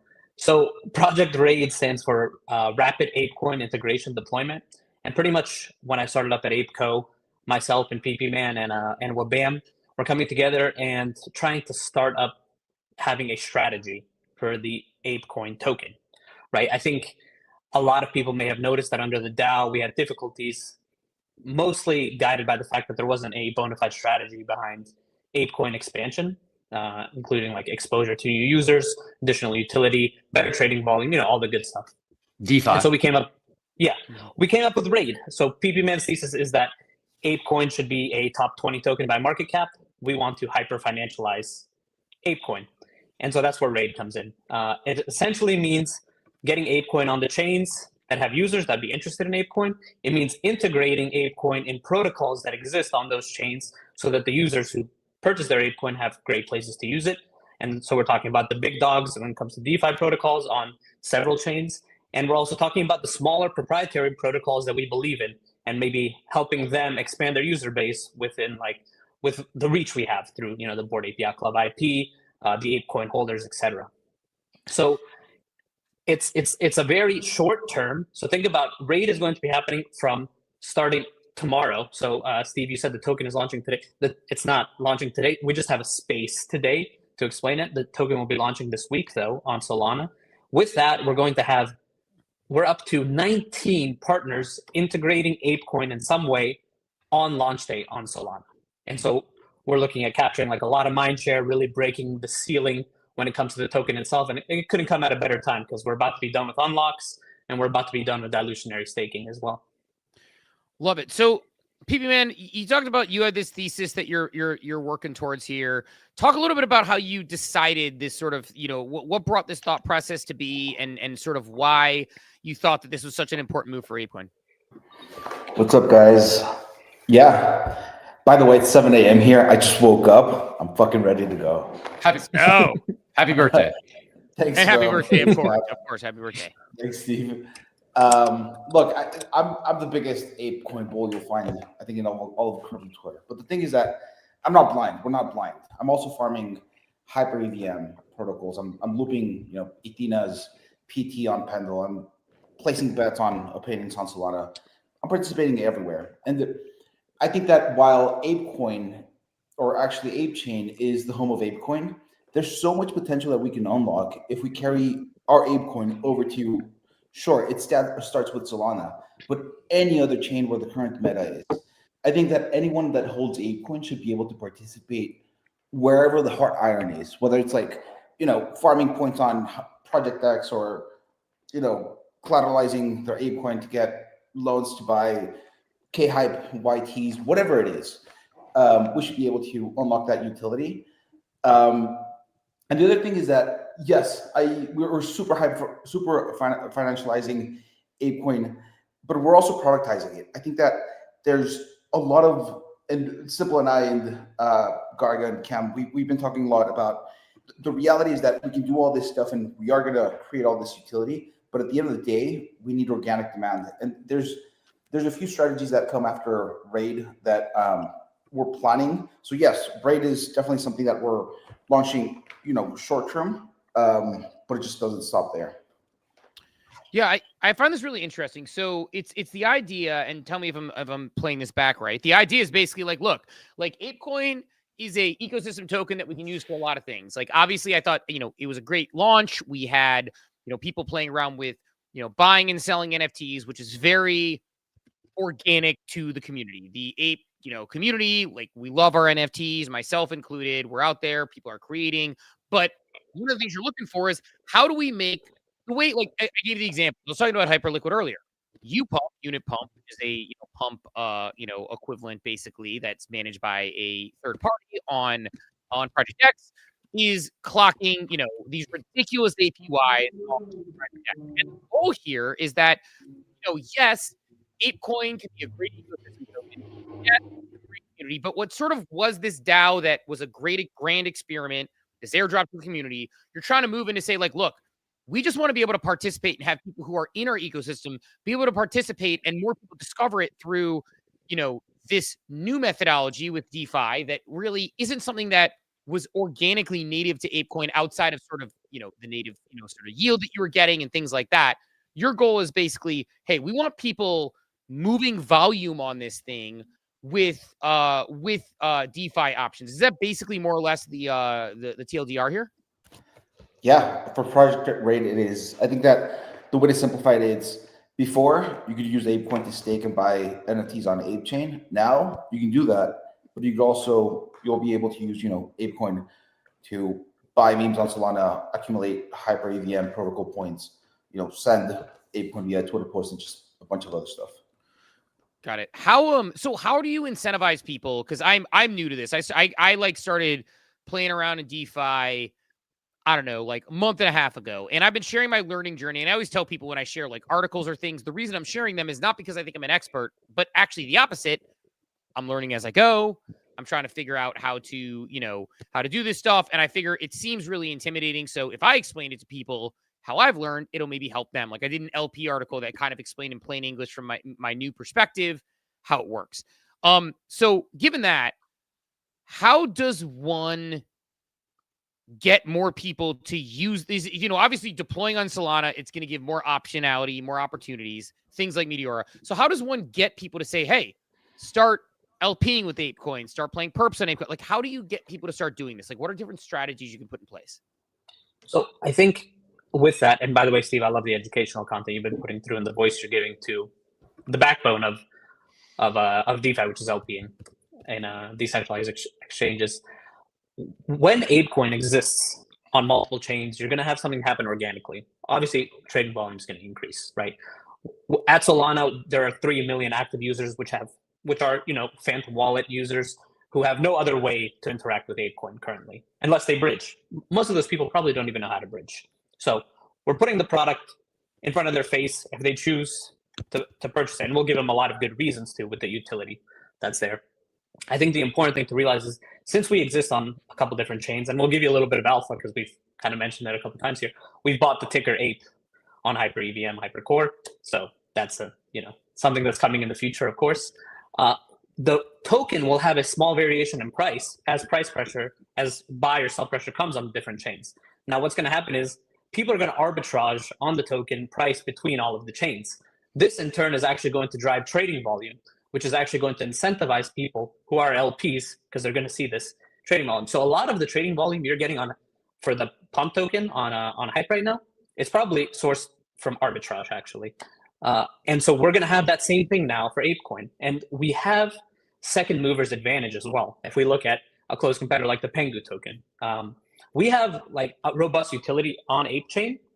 We have the other side, right? These are great products. A coin on Solana with these products backing it wouldn't be at a $460 million market cap, in my opinion. Now, once we get to Solana, we know what has been effective, what has worked, right? So let's just say, remember I mentioned we have 18 protocol integrations coming in one day, like a big boom, think atomic bomb level, mindshare. We're also going to have something that's going to make it very interesting for Bored Apes and Mutant Apes to reintegrate to ApeCoin. They're going to want to talk about it, and I'll leave it at that. Interesting. So the goal here is basically to so actually let me back up for a second. So are you expecting sort of like you're basically saying like have your cake and eat it into the why not both memes, where it's like you have utility on ApeCoin, you have sort of an ecosystem that you're using on ApeCoin, you have a ton of people who are building within the sort of ApeCoin community who are building utility into ApeCoin. You have sort of partnerships like the one we're doing. We mentioned, by the way, for people who are out there, other.page/claim code CWC70 for all the points Ohio State scored this weekend. CWC70 is going to get you a badge there. So you have stuff like that where we're doing a massive ApeCoin giveaway. So you're basically trying to like, it feels like, I guess to like back it up, like it feels like you're trying to do a lot with ApeCoin and sort of open up the aperture to say, we want to be sort of, it's almost, I remember when I was in marketing, for years, we would want to have multi-channel marketing. Is this sort of just like multi-channel token marketing where it's like you got your utility, you got your ecosystem token, you got your native yield. Okay, now we're going to get into DeFi and we want to bring in an entirely new audience that's playing around there. Yeah, I think both, right? Definitely that's part of it, but I wouldn't say that's the whole cake. The way that I envision it with Raid is that, you know, you think about like a basketball team that's been kind of losing for several seasons in a row. And think about the DAO, right? That's kind of like having 100 coaches for one team. There's no strategy. Raid is a definite strategy for ApeCoin. So now we got a new coach and we're going to have an identity, right? The identity is that ApeCoin is the culture coin and we're going to implement a winning culture. And so winning culture means being first movers on implementing its proprietary protocols, DeFi or otherwise. It means integrating into chains that are doing well and partnering with those chains to increase mindshare. So every time we integrate somewhere, we're going to get a major boom in mindshare, right? There's going to be a lot more ApeCoin on the timeline. I think in the past, there's been a lot of focus on ApeChain, which is not bad. Of course, that's great. ApeChain, I think, in my opinion, is actually outperforming the token a little bit. Now, we're looking at the product that is ApeCoin and putting a definite strategy and a lot of bandwidth behind pushing the token. Because in my opinion, the speculative price interest on the token, the increase in price on the token is actually going to be the most beneficial thing for ApeChain as well, long-term, because it increases the value of all the assets on ApeChain by extension. Out of curiosity, go PPman, go ahead. I saw you come off mute, jump in. I was just coughing, but I'll say that I think the too long didn't read is that we're expanding ApeCoin's audience in all of this. I want to talk a little bit about the strategy because one of the things I love about this is like, look, a lot of times we beat around the bush and we pretend like people aren't here to make money. Like a lot of times we beat around the bush and like I enjoy it. I enjoy the technology. I enjoy everything it does. But like we beat around the bush where people are like, yeah, but like, why are we here in the first place? A lot of people are here to make money or want to make money. I hear you talking a lot about like the financial opportunity, the upside. Is there anything that happened that made like one thing I know about to set the level set? I think Yuga has had to bear the brunt of the history of what we've seen in crypto for the past 5 years in Wells notices, lawsuits, like administrations. How much is the way this environment moving in the sort of macro sort of like, you know, environment, whether it's through regulatory or sort of administration environments or that friendly nature, how much has that made you say, fuck it, open up the floodgates and let's roll? Because I love hearing this sort of talk. We're like, hey, we have great utility. We have great community. That's fun. Also, we actually want to try and drive up the price of this the same way that people who have stocks say, yes, we care about our stock price. How much has that been either a relief or how much does that contribute to the fact that you're like, let's roll? I think you can see it in the way that Yuga approached and to solve the DAO. I think that once that happens, it's let the floodgates, like you said, I don't know what that's saying, let the floodgates roll or whatever you said. But that's exactly the way we're approaching it. I think that's why, even though I think these are going to be smaller wins that we just hit back to back, whether it's Solana, whether it's Hyperliquid, all the ecosystems that we're going in. But I think that going head first and just like being very aggressive is the way to go. You said it. We're in a very different regulatory environment, and we need to take advantage of that.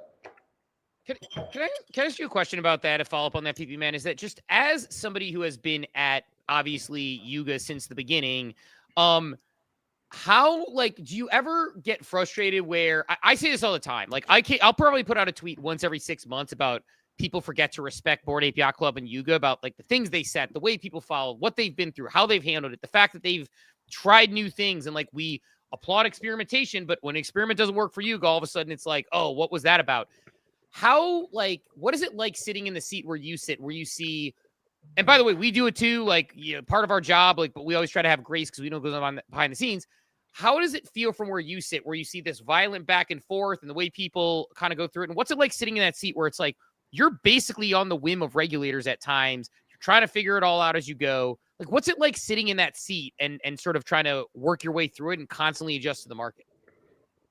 You mean like like last year and so? Or yeah, all the way through, like from the beginning, because it feels like you have been on the, like Yuga has been, you've been at Yuga for this long and you've been on the forefront of like every good, bad, medium development and had to figure out how to adjust. Like, what's it like sitting in that seat and having to constantly stay ahead of it? Yeah, if you're talking from a regulatory perspective, I'm not going to comment like on the details. Probably like our legal team will like kill me. But what I'll say is that let's call it like prior to like November, it was a very frustrating process. Like, yes, like I'd sit there and just like bang my head and it's like, what the hell's going on? Why can't we just like do whatever it is that we, ideas that we have?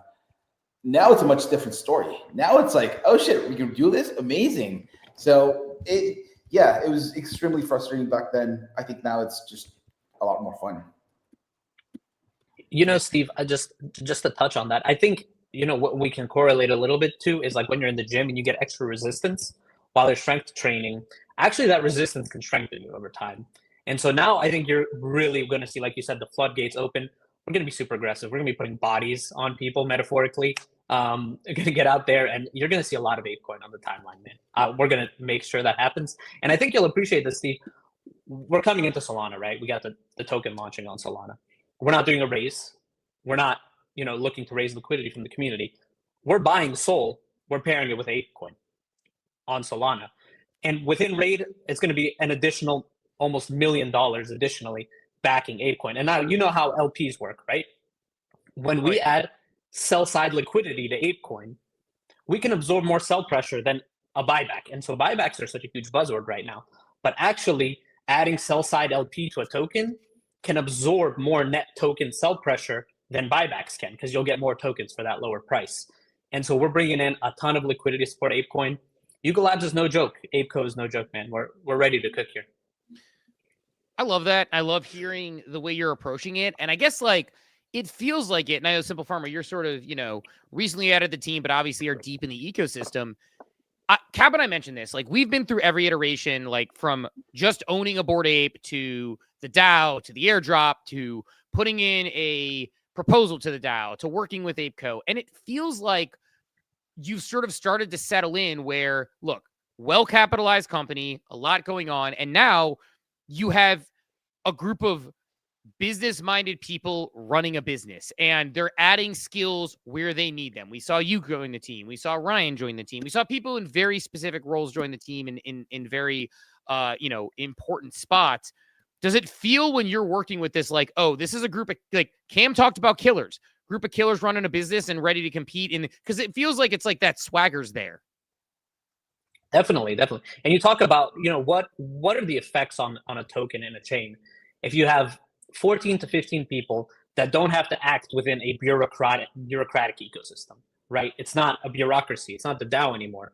What we do only depends on leadership approval. It's like two people, right? With ApeCo, it's Cam, and with Yuga, it's going through Garga. This means that if we can come up with like bullish strategies, bullish new ideas, read what we're getting in from the community, and think of new things to make sure we're following like the ethos of what is successful in crypto today, we can make things happen fast. So Raid was thought of a little over a month ago, right? And we've just been making moves. Boom, boom, boom, boom, boom. Integrate protocol. Prepare co-marketing. Prepare liquidity. Make agreements, and everything is just smooth and fast. It's like, it's the same thing. The DAO simply ineffective. You cannot reasonably expect the token to perform well under a DAO governance system. Long term, it ends up being net extractive. The people with the most tokens always just vote on things to give themselves more tokens. Now, centralized leadership, quick decision making, and an effective strategy. Yeah, it's exciting, man. It's exciting to see kind of the direction that you're heading with this, because to me, again, as somebody who just like recently became a DeFi nerd and loves it, I don't see why you wouldn't want to do this and just have as much exposure as possible. What do you think was sort of was it just because of how the DAO managed things, or because of the original plan was like, hey, this is a grant style? Like, what do you think it was that sort of kept this strategy from going in the past? Yeah, that's a good question. I think, with the DAO structure, a lot of people were thinking inside of the box, right? Thinking about how they can create a product that will benefit maybe the chain or themselves in a lot of times. And so there wasn't just this focus on the token growing. So there's actually, I think it's like a theory. It's called the tragedy of the commons, right? And so it's when a lake isn't owned by anybody, for example, it often gets overfished. There's no fish, the lake ecosystem dies out. But when you have a privatized entity controlling that lake, that entity wants to exist for a longer amount of time. So they'll implement like laws, rules, they'll seed it with additional fish. They won't allow that lake to become overfished so they can continue to make revenue, right? So this is the same principle here now with ApeCoin, with the treasury management. And we're doing many things.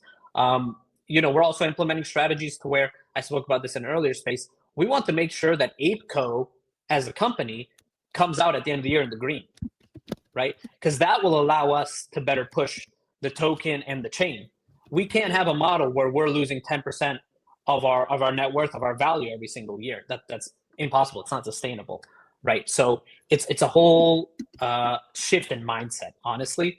And I think tomorrow, when you guys start seeing the things that pop up on the timeline, you're going to know exactly what I was talking about, because you kind of be able to put 2 and 2 together easily. But yeah, expect like a lot of ApeCoin on the timeline. And I'm excited because there's no reason that we should be sitting at, 1/5 the market cap of a close competitor, which is, just another NFT collection with a token. The only difference is narrative, strategy, and execution. That's it. Interesting. I love this. I love this concept that you're like, first of all, can I just say, like, I love the attack mentality. Like, it's something where it's like, it has nothing to do with like, obviously we are, this is a, we're working with y'all and because it is our home base for Cap and I, and something we've always been really excited about. We hosted the, sort of, the ApeCoin / Ape panel in NFT Paris. So like, we're a big fan, but I mean, I think the aggressive strategy is something new. Is this something you attribute to leadership, whether it's Cam or One or other people up there? Or is like, what do you think? Because I feel like this switch has flipped in the past, I don't know, 3 months, where it's gone from, like ApeCoin, ApeCoin on top, and, we're, ApeChain on top, and use ApeCoin to buy your NFTs. And hey, we're doing some sweeps and some things like that to, we've had, I think Wheel of Fate went really well. Drew, like probably one of our, proudest, happiest moments, I think, as a show is Drew, who won the Bored Ape, was listening to our show, heard you on this show say, hey, these gold balls, went out and bought a gold ball, won an ape. Like, one of the coolest moments, because Drew is universally celebrated by the community. Everybody loves him. What's his like switch flip we've seen in the last 3 months, though? It's suddenly like incredibly, I think, aggressive, which is what you need to be in this space. It's no longer sort of apologetic or sort of like hokey. It's like, no. We're in this thing to rip it forward. And it feels like that's direction. Like, can you explain the mentality switch and where that culture gets set? Of course. Yeah. And so there's 2 parts here. One is obviously that the deregulation allowing you to come in more. So now we see like PPman working closely on ApeCoin strategy with myself and leadership. None of this happens unless leadership approves things, right? I can come up with the best ideas in the world. If it's not approved by Cam and Garga, it's not gonna go. So shout out to them, of course, for supporting these aggressive movements. That means that they're all for it as well. I think the switch is something you often see when like a new player enters a team, and it's not just myself, but the new team members here, where somebody just has that dog in them, and that's a little bit how do you say, it's like it'll affect the other people, right? It's infectious. So it's that, and yeah, a little bit. It might take a little bit of time. I don't think Raid is a panacea for ApeCoin. I think we got a lot of work to do. But I think if we can do like really bullish things consistently, really intelligent integrations consistently, over the long term, we're going to get that nice price action on the coin where the dips meet strong resistance, and then we increase in price there. And that's super important, right? That's super important for the chain success, and that's super important for the Bored Ape Yacht Club. Because for me, it's very important now that I work at ApeCo, that ApeCoin isn't a stain on the legacy of the Bored Ape Yacht Club. ApeCoin should in fact be an amplifying force, a symbiotic connection to the Bored Ape Yacht Club. And so, and maybe PPman can touch on this, you're going to see a lot more of the Bored Ape Yacht Club voicing their connection and support to ApeCoin. That reintegration of the token within the ethos of the Bored Ape Yacht Club. Yeah, PPman, talk a little bit about that reintegration, if you don't mind, or where you can, because I think that's something that, like, Cap and I have talked about how complex it is to connect all these different ecosystems. You have ApeChain, ApeCoin, Bored Ape Yacht Club, and the way those things can work symbiotically, because we're in all of them. So talk a little bit about that connection, if you don't mind. Yeah, I mean, if you think about like you guys verticals, you've got the best club in the world, which is which is BAYC. You've got ApeChain, which is the platform, the network, and then you've got other side, which is like the creators platform, where anybody can build, whatever experiences, whatever games, whatever social spaces they want to do. But the reality is that all of them, like all three, are powered by ApeCoin. So there's no way that you can operate, blindly with just a path forward with BAYC while not, recognizing ApeCoin's importance there. So yeah, like Simple said, I think that going forward and even starting tomorrow, you're going to see a bunch of stuff come from BAYC that relates to ApeCoin. Cap, I don't know about you. I'm pumped. Like to Love me, to it's hear it. like getting the push back. Like, I mean, because it is like a little bit of like a swagger thing with the club, with the chain, with the coin, where there's been like peaks and valleys as there always is in crypto. But I like the fact that it's like coming out, making the fight and going for it. I think that's so important to continue to find new and creative ways to do it. And this is like an untapped area where it's just there's only opportunity here, it feels like. So I don't know, Cap. I know I've got him in hogging the mic, but feel free to jump in with thoughts and questions, because like this is one of those ones where it's like I just get excited about builders. Like one thing about Yuga, you can say, like we talked about Garga before. Garga could have gone and fucked off to the beach. He's here. He's taken over again. I just get excited about builders who just keep building and keep finding new ways to play around. But, Cap, I don't know if thoughts on that, and I'll let you kind of jump in. Yeah, I'd love to hear it. I know it was mentioned in passing earlier, but the other thing that I haven't really seen too many people talking about on the timeline is staking comes to an end. And is it 3 months? Is that right?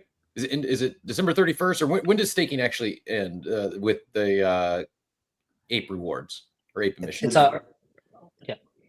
Mid-December. Mid-December. Okay. So yeah, basically 3 months left. And I haven't looked at the numbers, but that's a lot of sell pressure. Like that's gone. And when you combine that with everything else that they're doing here, like it, do your own research. We're not advisors, as we said, but seems like something might be underpriced relative to where we are today and where we're heading. And exciting. I don't want to woulda, coulda, shoulda, but man, would love to run things back and have SimpleFarmer and PPman, calling shots for the DAO back a few years ago when this sort of stuff wasn't taking place at the Treasury, and we attempted. We don't have near the big brain as SimpleFarmer or these guys that are doing this, but saw this for years. We've seen this as an opportunity with that Treasury, and not just for at that time the DAO or now ApeCo, but for the ecosystem at large, for ApeCoin at large, for the value accrual to Ape. And Ape's a good ticker. It can be a meme, but it is much more than that. And the more it's being driven, the better the results, right? I just, when you're going to do something that's not a meme coin, that the activity taking place and the levers that are pulled, like that stuff's important. It matters. And it's exciting to me to know that now there is and not it's not putting pressure. It's not saying that everything they do is going to be the perfect strategy and it's going to send the token to the moon, but a strategy is better than no strategy without a doubt. And that gets me excited. And I happen to have a lot of faith and confidence in SimpleFarmer and this team. So excited to see them continue to implement some of this and where we might head. And Cap, summarize a little bit of like what you're saying. Like the three things you said, it's the same things that I've got in my mind. It's like improving tokenomics, we're expanding the ecosystem, like ApeCoin ecosystem expansion, and then you've got this killer, team of people over at ApeCo just like taking the phrase working for their backs to like a new whole level. So yeah, I agree. Yeah, no, I love this. That said, like one question, like I think I've had from a lot of people is like you mentioned like ApeCoin being integrated with Bored Ape Yacht Club. I am curious your take on, there has been this almost blurring of the lines between ApeChain, ApeCoin, Bored Ape Yacht Club, like this sort of like blurring of the lines versus some people who say, hey, I just want to own an ape and be in the club and have great utility. And, there's a lot of time and energy being spent on ApeChain, ApeCoin. Look, I'm fully in on ApeChain and running up the price of ApeCoin. God bless. I'm totally there. But that said, like What do you say to those people? Is there going to be more clear delineations or more clear sort of, driving there as far as like one brand versus the other? Are they going to be all three integrated together? Curious what the thoughts are on that, where it's like some people are like, hey, I just want to be part of the club. So Look, I think something that, go ahead, PP. I'm sorry. yeah, I'll just say that I think that the vision is one and the same. Here's the thing, though. BAYC, like when you think about the different brands, BAYC is a premium brand. You can't do something one day to the next. There's no way that, we can come up with something right now and just publish it immediately, whether it's an activation, but it needs to be well taken care of. While, for example, ApeCoin, yes, it's an important brand, but we can move a lot faster without, having to worry about the smaller details. That's why like a bunch of like the stuff and the partners that were doing stuff on Solana are basically just integrating, from 1 week to the next. So yes, I think that the vision and the path is one and the same. It's just the execution, needs to be taken care of differently for each brand. Yeah, and I think just to add on that what just a case study of since I've been on ApeChain, people on ApeChain obviously using ApeCoin. That process of holding ApeCoin and integrating with these protocols on ApeChain, it actually inspires a lot of people by extension. I don't know how it works, but a lot of people end up buying a Mutant or a Bored Ape, and their origins are holding ApeCoin. So I think you're going to see that continue here, and just going to be amplified even more. Also, a fractionalized asset is a lot easier to push than an NFT that's valued at $40,000, $50,000. ApeCoin is accessible to essentially every single Web3 user. They can buy at least one ApeCoin, right? That can be their foot in the door into later getting into the club if that becomes their major interest, one of their major driving forces. So our North Star is definitely the Bored Ape Yacht Club, but ApeCoin itself, and you see this with Luca, the way that he pushes the Pengu token. He knows that it's easier to push the token than the NFT, and he knows when the price of the token increases, the NFT price is going to feel that naturally. So that's like no secret. That's not like any next level strategy. For me, it's fairly obvious, and I think we can do a lot of similar things with ApeCoin, but I think we can do DeFi even better, as well as a lot of cultural stuff. So we have second movers advantage in a lot of the chains that we're going to. We've seen what's worked, like I mentioned earlier. So we're just excited to start working with these new partners. Like I said, like PPman mentioned, ApeCoin is this asset that we can kind of plug in to a Meteora, right? We can't plug in Bored Ape Yacht Club into a Meteora. The token, the NFT doesn't work that way. So this gives us more flexibility. That being said, ApeCoin is like the thread that binds the other side, the Bored Ape Yacht Club, and ApeChain. The more we can strengthen that thread, the more all three will rise. And other side, obviously, super, super slept on, I think, by a lot of folks. I think that level of a protocol, is especially when we get into the persistent other side, is a reason you're seeing massive investors like an Adam Weitzman acquire such a huge number of other deeds. Now he acquired the heavy metal NFT collection, right? You can only imagine what a person of that net worth can do with an NFT collection that could potentially be in the other side in the future. So I think you're seeing signal, right? And so now it's on us to, and I always love your guys' conversations, by the way, about InfoFi, noise versus signal, right? Raid is signal. It's definitely signal. So I think InfoFi done right, and so this is a hint of what's coming, is when signal is amplified instead of noise. Essentially, telling people to go on the microphone and sing a certain song or play an instrument instead of telling people to go yell about something.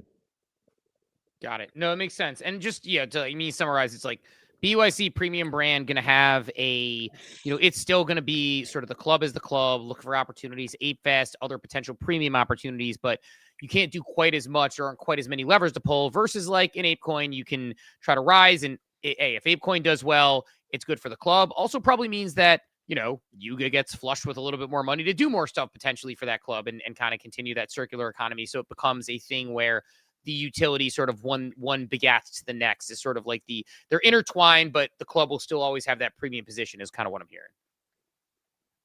Makes sense. Cool. Look, I appreciate y'all coming in and kind of running this morning. Cap, but again, before we go, I don't have any other things to hit him with, but we'll let you kind of get out of here. But Cap, any other questions before we let him get out of here? I did see I did see Jambert mention collected his Alpine F1 poster on ApeChain the other day. Something else I think speaking of badge collecting, Steve, I think I've fallen behind. I was doing a good job with that for a while, but I think I've probably missed some posters along the way. We did catch, I pinned it up top. I don't know. I want to make sure everyone caught it. Belfort tagged, the alpha ApeCoin acquired the Ape ticker on Hyperliquid. Just big things happening. And I also want to remind everyone that ApeCo, relatively new. SimpleFarmer, while it seems like he's been on the team for 17 years, I mean, am I right in saying, has it even been 90 days yet? No, it has. It's been like 40. Yeah, like a little over a month. And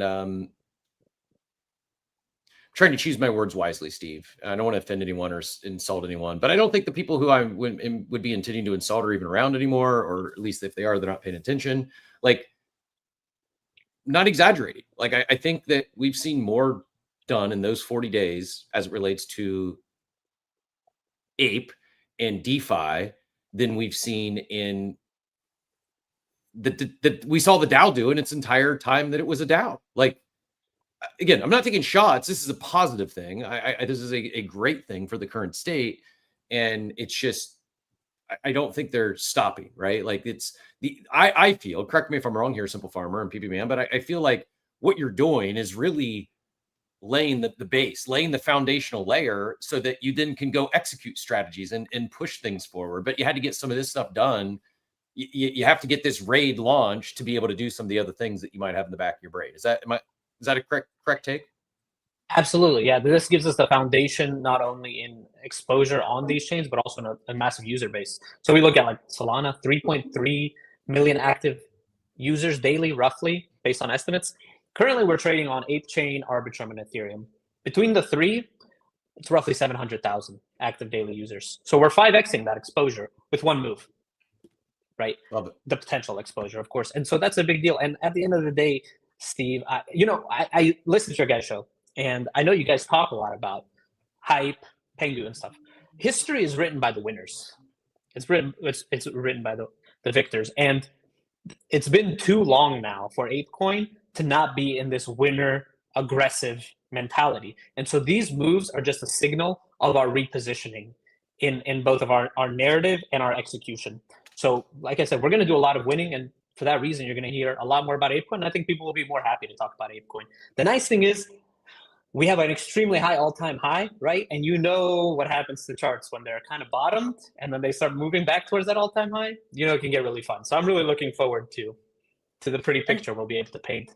And so, someone mentioned, in all seriousness, it's been effectively almost a stable coin for the last few years. And in a market that isn't always stable, that's not actually a bad thing. And when you think about the sell pressure and the headwinds that the token has faced, to think that some of that could flip, like, it does get kind of excited about what could. I'm not expecting all-time highs again. Like, that really was some wild times and other side mint driven, etc.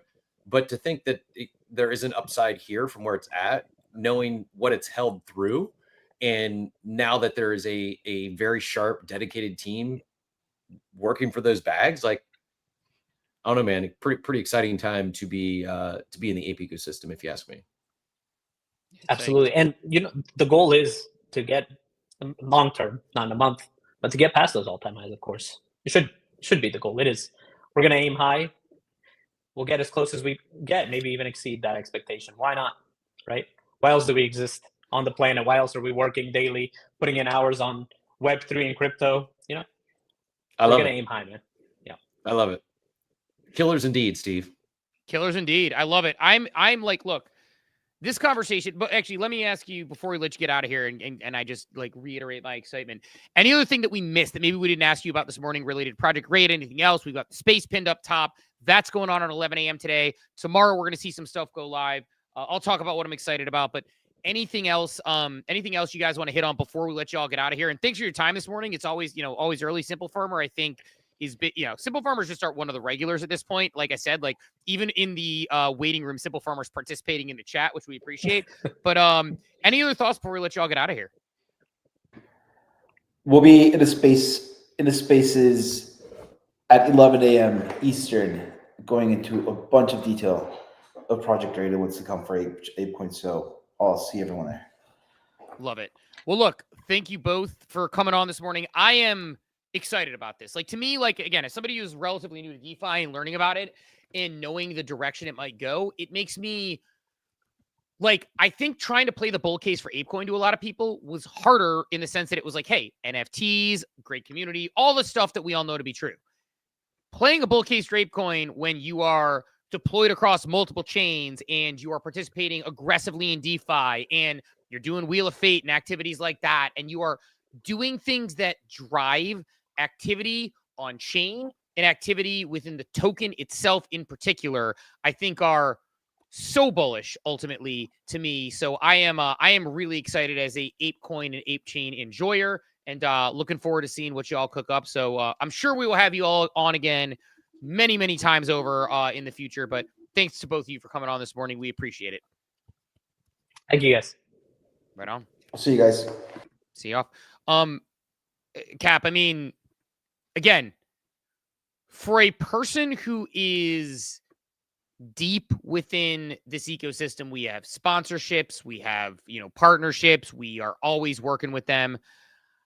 I mean, I'm like really excited when I hear, like, it feels like this is the most coming to play and coming with aggressive, like we've seen a lot of like bull posting from Cam on the timeline, a lot of like, don't fade. And you see this a lot of times from leaders, don't fade this, don't fade that. This feels like there's a lot of stake to the sizzle. It's not just sizzle, it's we got some stake coming. It does sound like there's some stake coming, and I know everyone's kind of dancing around it, but I mean, I'm fully expecting some new Ape Chain, Ape InfoFi campaign here coming soon is kind of my takeaway. Read between the lines there. Yeah, it sounded like it, right? It sounded like there might be some new Ape Chain InfoFi campaign on the way, and I don't know, man. Like, which, by the way, again, for us and people like our friends, like we've got like the Von Fruttens of the world, the Dorts of the world, the regular listeners, the people who are in the, the Gratefuls of the world, the Dobbins of the world, and I'm sure I'll leave people out because I'm just kind of, it's so foggy that I mixed up Ton and Tron this morning. But like my brain being kind of foggy this morning, but it's like you think about our regulars and people in the ecosystem, the Machiavellis, the Showbiz, the, like all the people who are in here. It's like, they stand to benefit from an InfoFi campaign. Look, I'll just say firsthand, I talked about Polygon like maybe 12 times in a month, and I was like on their leaderboard for their InfoFi because I like the products. I use it genuinely, and it did well because like genuine people engaged because it was real content. I mean, we got real people in the club who are really, really going to be able to potentially benefit from this. So I don't know. I feel good about it, and I'm pumped, Cap. Yeah, likewise. I mean, just keeping it real. I'm real. I'm a real person. I share sometimes too transparently. You get it, take it or leave it. Like, I'm not going to blow smoke. I will talk about things that I get paid to talk about from time to time, but I also will be authentic about that and genuine in what I share. We're very selective in who we take money from. I am really, really, really excited about Ape Chain, about the ecosystem. It's feels like that foundational layer has been laid. The team is dialed in. It's a dedicated team of ninjas that are very passionate about what they're building. The community is thriving. Candidly, for as excited as I am about Ape Chain, and that ecosystem, I'm on the other end of the spectrum as it relates to the club. I don't know what's going on, man. I don't think Ape Fest a year is enough by itself. I would love some more updates there. I understand wholeheartedly that Ape is the revenue driver, that other side is a massive swing. And I fully get and appreciate that's where the focus needs to be. I've said it on the timeline. I've been in some comments back and forth. I've been in some DMs. I think I'm going to pull together a thread. Inevitably, if I do this, some people are going to take it out of context. Some people are going to take it as FUD. It's not FUD. I share because I care. I am more passionate about the Bored Ape Yacht Club than I am any other NFT ecosystem in this entire space. And I feel a little lost, Steve. I just don't know what's going on with the club. And I know this isn't this is an Ape Chain Architect segments. This is what we're supposed to talk about here during our Monday mornings. It's for as excited as I am on one front. And hey, this is part of it. We talk about Ape Fest, how powerful it is. You and I both kind of went through this. You weren't able to make Hong Kong Ape Fest. And I think after 18, 20 months went by and you hadn't been to an Ape Fest, you were starting to feel a certain way about the club that wasn't necessarily great. I unfortunately wasn't able to make Lisbon last year, despite planning and getting my ticket. I just, I prioritized my family. Wasn't able to get Lisbon. And so now it's been since Hong Kong 2023 to where I was in that. And yeah, we did NFT Paris and we're around events. Ape Fest is different. And I just, candidly, I don't feel I've got like a real tangible update on the club for over a year. And I miss it, man. I miss the board meetings. I miss the regular updates. I know we have the at the clubhouse weekly. That's a lot of ape chain focus as well. And that's good. I get it. I'm not saying that shouldn't be the focus. They got to make money. They got to drive this. This is it. I just would love to see individual. And there's great people on this team too. So again, please don't take this out of context. Dave Evans is awesome. I really, really, truly like Dave.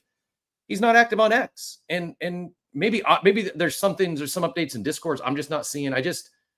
It's a head scratcher for me. I don't understand why not more happenings with the club.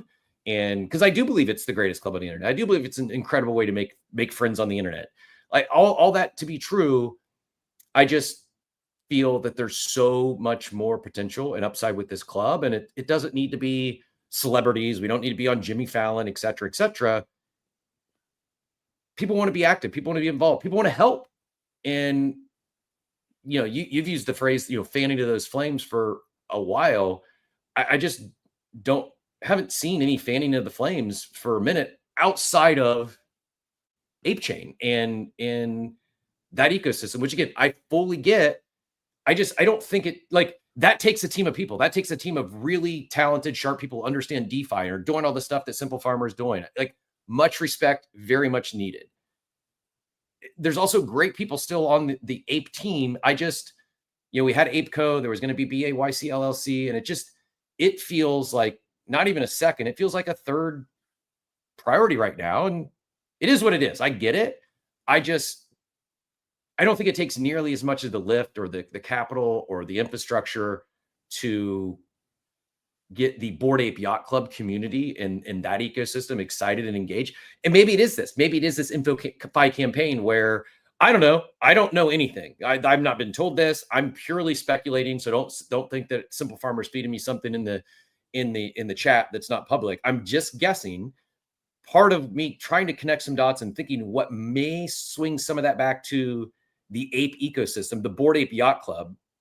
I shouldn't even say ape ecosystem, but specifically to ape and mutant holders could be an InfoFi campaign. If they pull a page out of the Moonbird playbook and you get a little bonus for holding an ape or holding a mutant, like that stuff does matter. And there is stuff that could happen with that. And I think that's important. That's candidly, again, it's been a miss. They've let it's like, remember when Doodles went through the lag of they got fudded on the timeline because there was no updates or no talking? Name the last tangible update from the club.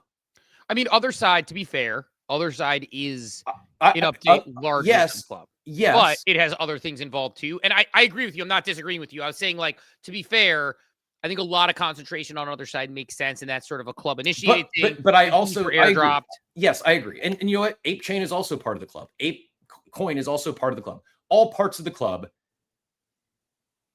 I don't think many people go and join the Bored Ape Yacht Club to get access to their avatar on the other side.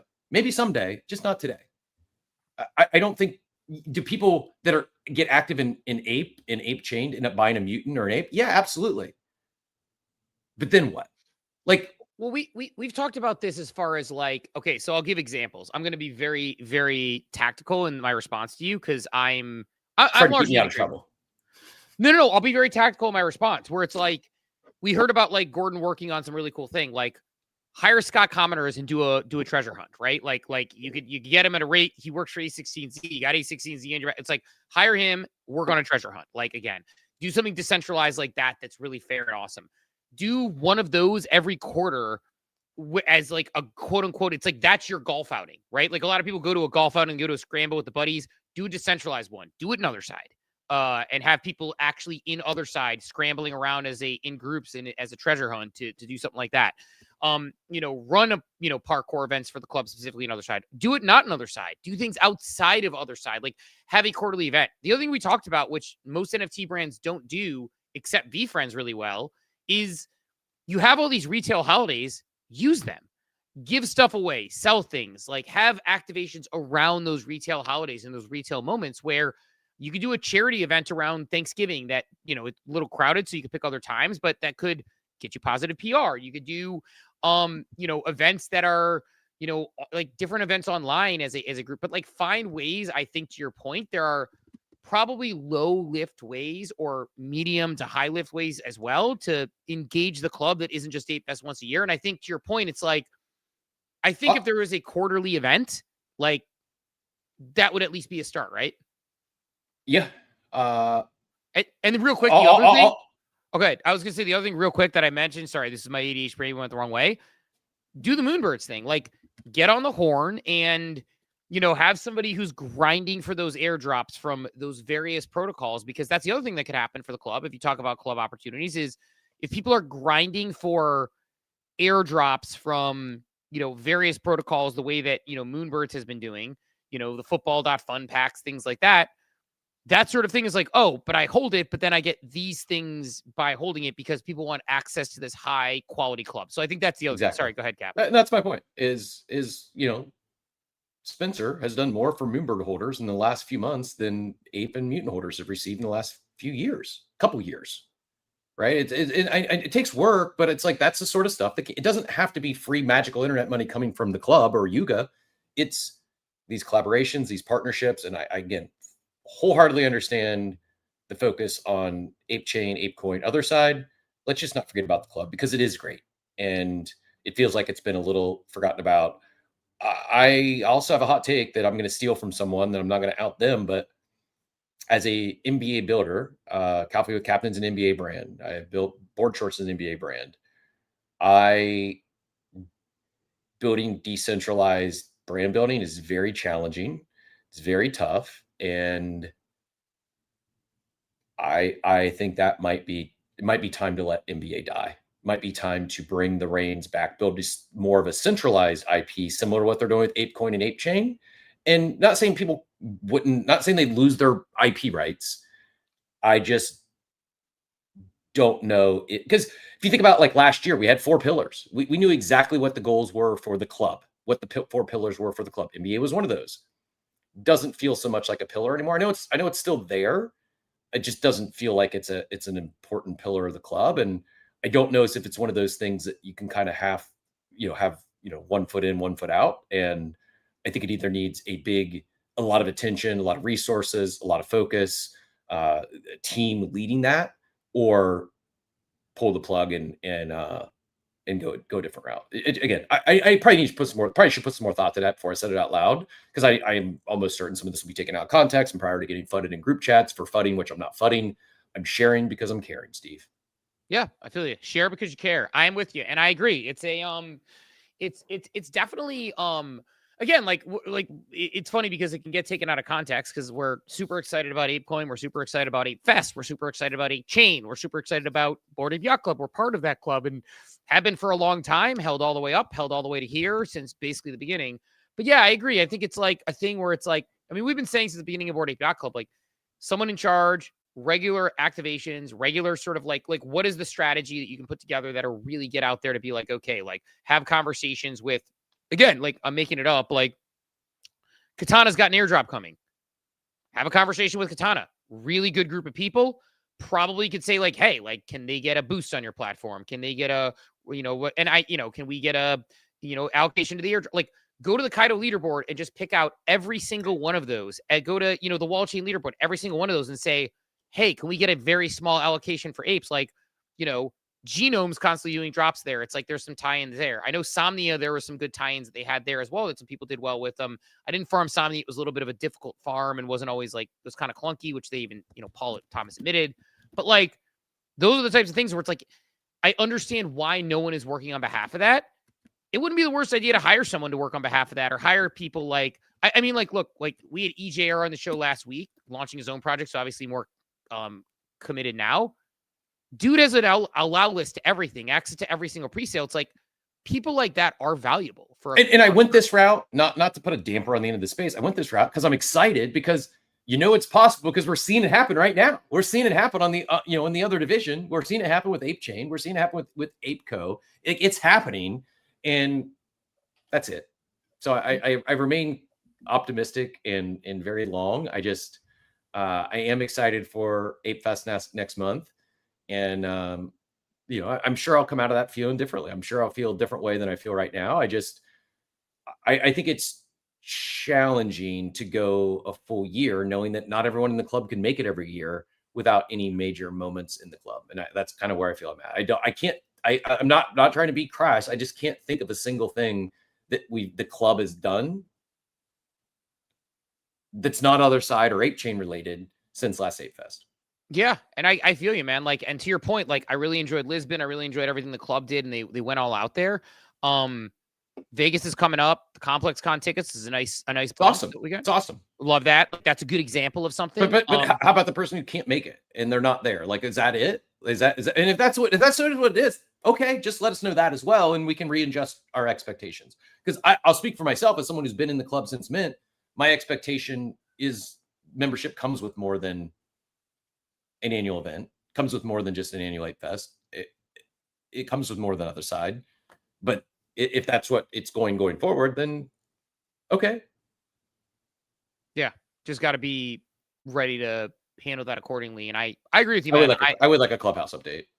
Yeah, clubhouse update would be cool. But like, yeah, but yeah, for me personally, like look, I'm excited for Ape Fest this year. But to your point, like when I was going into Hong Kong, like it was the Allegre era, but like Hong Kong drop happens and the merch drop didn't go well. And I was like, I'm trying to hand you money to buy things and I can't. And then like, I wasn't in Hong Kong and I couldn't make it. And a lot of people felt left out and we hadn't an update. And like, to your point, like if you rely on the one IRL event to keep people excited, like there are people who aren't going to be able to make those things and make it work. So whether it's more IRL events, there are sponsorships tied to, whether it's again, people out there grinding to get sort of airdrops for Bored Ape Yacht Club and talking with like folks like, again, like OpenSea's got an airdrop coming at some point. I assume the Pudgy Penguins partnership they recently announced with probably comes with something like that, right? Being our marketplace of choice and them going on and talking about it. Like, things like that, like Ethos, like you can name a million of them. Knock on a door and have a conversation. How can we help you? And then how can you help us? And I think when those sorts of things happen, you start to see people get really excited about it. So to your point, like, and you know what? They can double dip. Like this team can do it. I believe in them. I have all the confidence in the world that this team is capable and they can do it with what they're doing. Like, I think again, some of that may be coming with SimpleFarmer and PPman and team's efforts for this potential InfoFi campaign that's coming. If holding an ape or a mutant is included in that, then that's, the proverbial killing two birds with one stone. No? Yeah, exactly. Like it's like massive boost for holding an ape and a mutant, which, gets the club higher on the timeline, gets more people going, gives people a reason to buy. And yeah, so I think there's a lot to be had there. And so I think, again, it's not fun. It's not bringing the conversation down. Like we said, we're excited for all of this and we're holding. So we're here, right? Like we're here for a reason and we're very excited for Ape Fest. I've been like toying with how I can change. I've been actually toying with the idea of like, do I red eye Sunday night, miss the show on Monday? Do I upgrade and pay an arm and a leg to say, because I want to play in that poker tournament? Like it's fun. Like there's things that we love about the club. We love being part of that we're excited for. We just need to, we just put it out there because, the reason why we asked the question is like, obviously Ape Chain segment, we're talking about that. We're incredibly bullish on all the things we just talked about, like bifurcate those two things. And on the flip side of it, it's like, there is the thought that we want the club to continue to be successful. And we have people in comments and in other places that saying to us like, hey, so what's going on with the club? And is it just about Ape Chain and ApeCoin now? And I think those things all work, again, symbiotically together. I see it. I get it. But how do you enhance the club with that and make it really, really awesome? So I think that's the question a lot of people ask. And look, the club is the club. It still sits at the same floor as, a Pudgy Penguin, which has all these airdrops and things coming for a reason. The club is the club. But yeah, what happens there? So I think it's a fair question to ask, and I look forward to the next update we're able to get. So don't disagree with you, Cap. Maybe someday we can afford one of these bots in the abstract chat that is shilling Dingu. don't go by Dingo. It is truly a bot that is 0 transactions, 0 followers. It's just relentlessly shilling Dingo this morning. So I miss the bots that used to tell us like, nice shot, headshot, really good job. Like they were like stream bots that like were running around. I don't know if they're grinding for points or if they're the abstract people had them going, but definitely miss those bots from back in the day of the ones that would tell us that we were playing video games well. But those were the days. But look, Cap, that said, anything else before we let everyone get out of here? Good day, good show. Appreciate our guest. I hope no one took anything out of context this morning. But enjoyed the convo. Gonna be a fun week. We are heating up. We've got less than 2 weeks until we get 1 or 2 rate cuts. And happy Billy Betts Monday for everyone who tailed Billy this weekend. Happy hype all-time high day for those who celebrate. And I continue to relentlessly show my in real life friends. So I don't think any of them bought hype yet. And I said, another happy hype all-time high day to those who celebrate. Seriously though, did anyone else buy hype yet? Still early. Has all the motion this cycle on its way to become a major. Will be in the same sentence as Bitcoin, ETH, and Solana soon. Just now entering price discovery. That is a bold take. It's funny. Like I mentioned, Project X, where I have some pools open. It's like I had a Project X pool where the bottom of it was $42 hype. It got down to like $42.13, nearly out of range, and then ripped all the way back up. So wonderful fee collections there. I also wonder if Project X is having an update right now because it looks like the points are out there and there's some funkiness going on. So if any of our friends out there are aware of what's going on there, please let us know as always. But good conversation this morning, Cap, across the board. Very much enjoyed it. That's it. Let's let everyone sail off into their day. Appreciate everyone who came through this morning. We will talk to everybody bright and early tomorrow morning at 8 a.m. Eastern time. Have a wonderful day, everybody. Thanks for tuning into Coffee with Captain, powered by ApeCoin. We hope you enjoyed the show, and remember, nothing we discussed today is financial advice. Until next time, keep exploring, stay curious, and we'll see you soon. Have a great day. Welcome to the future.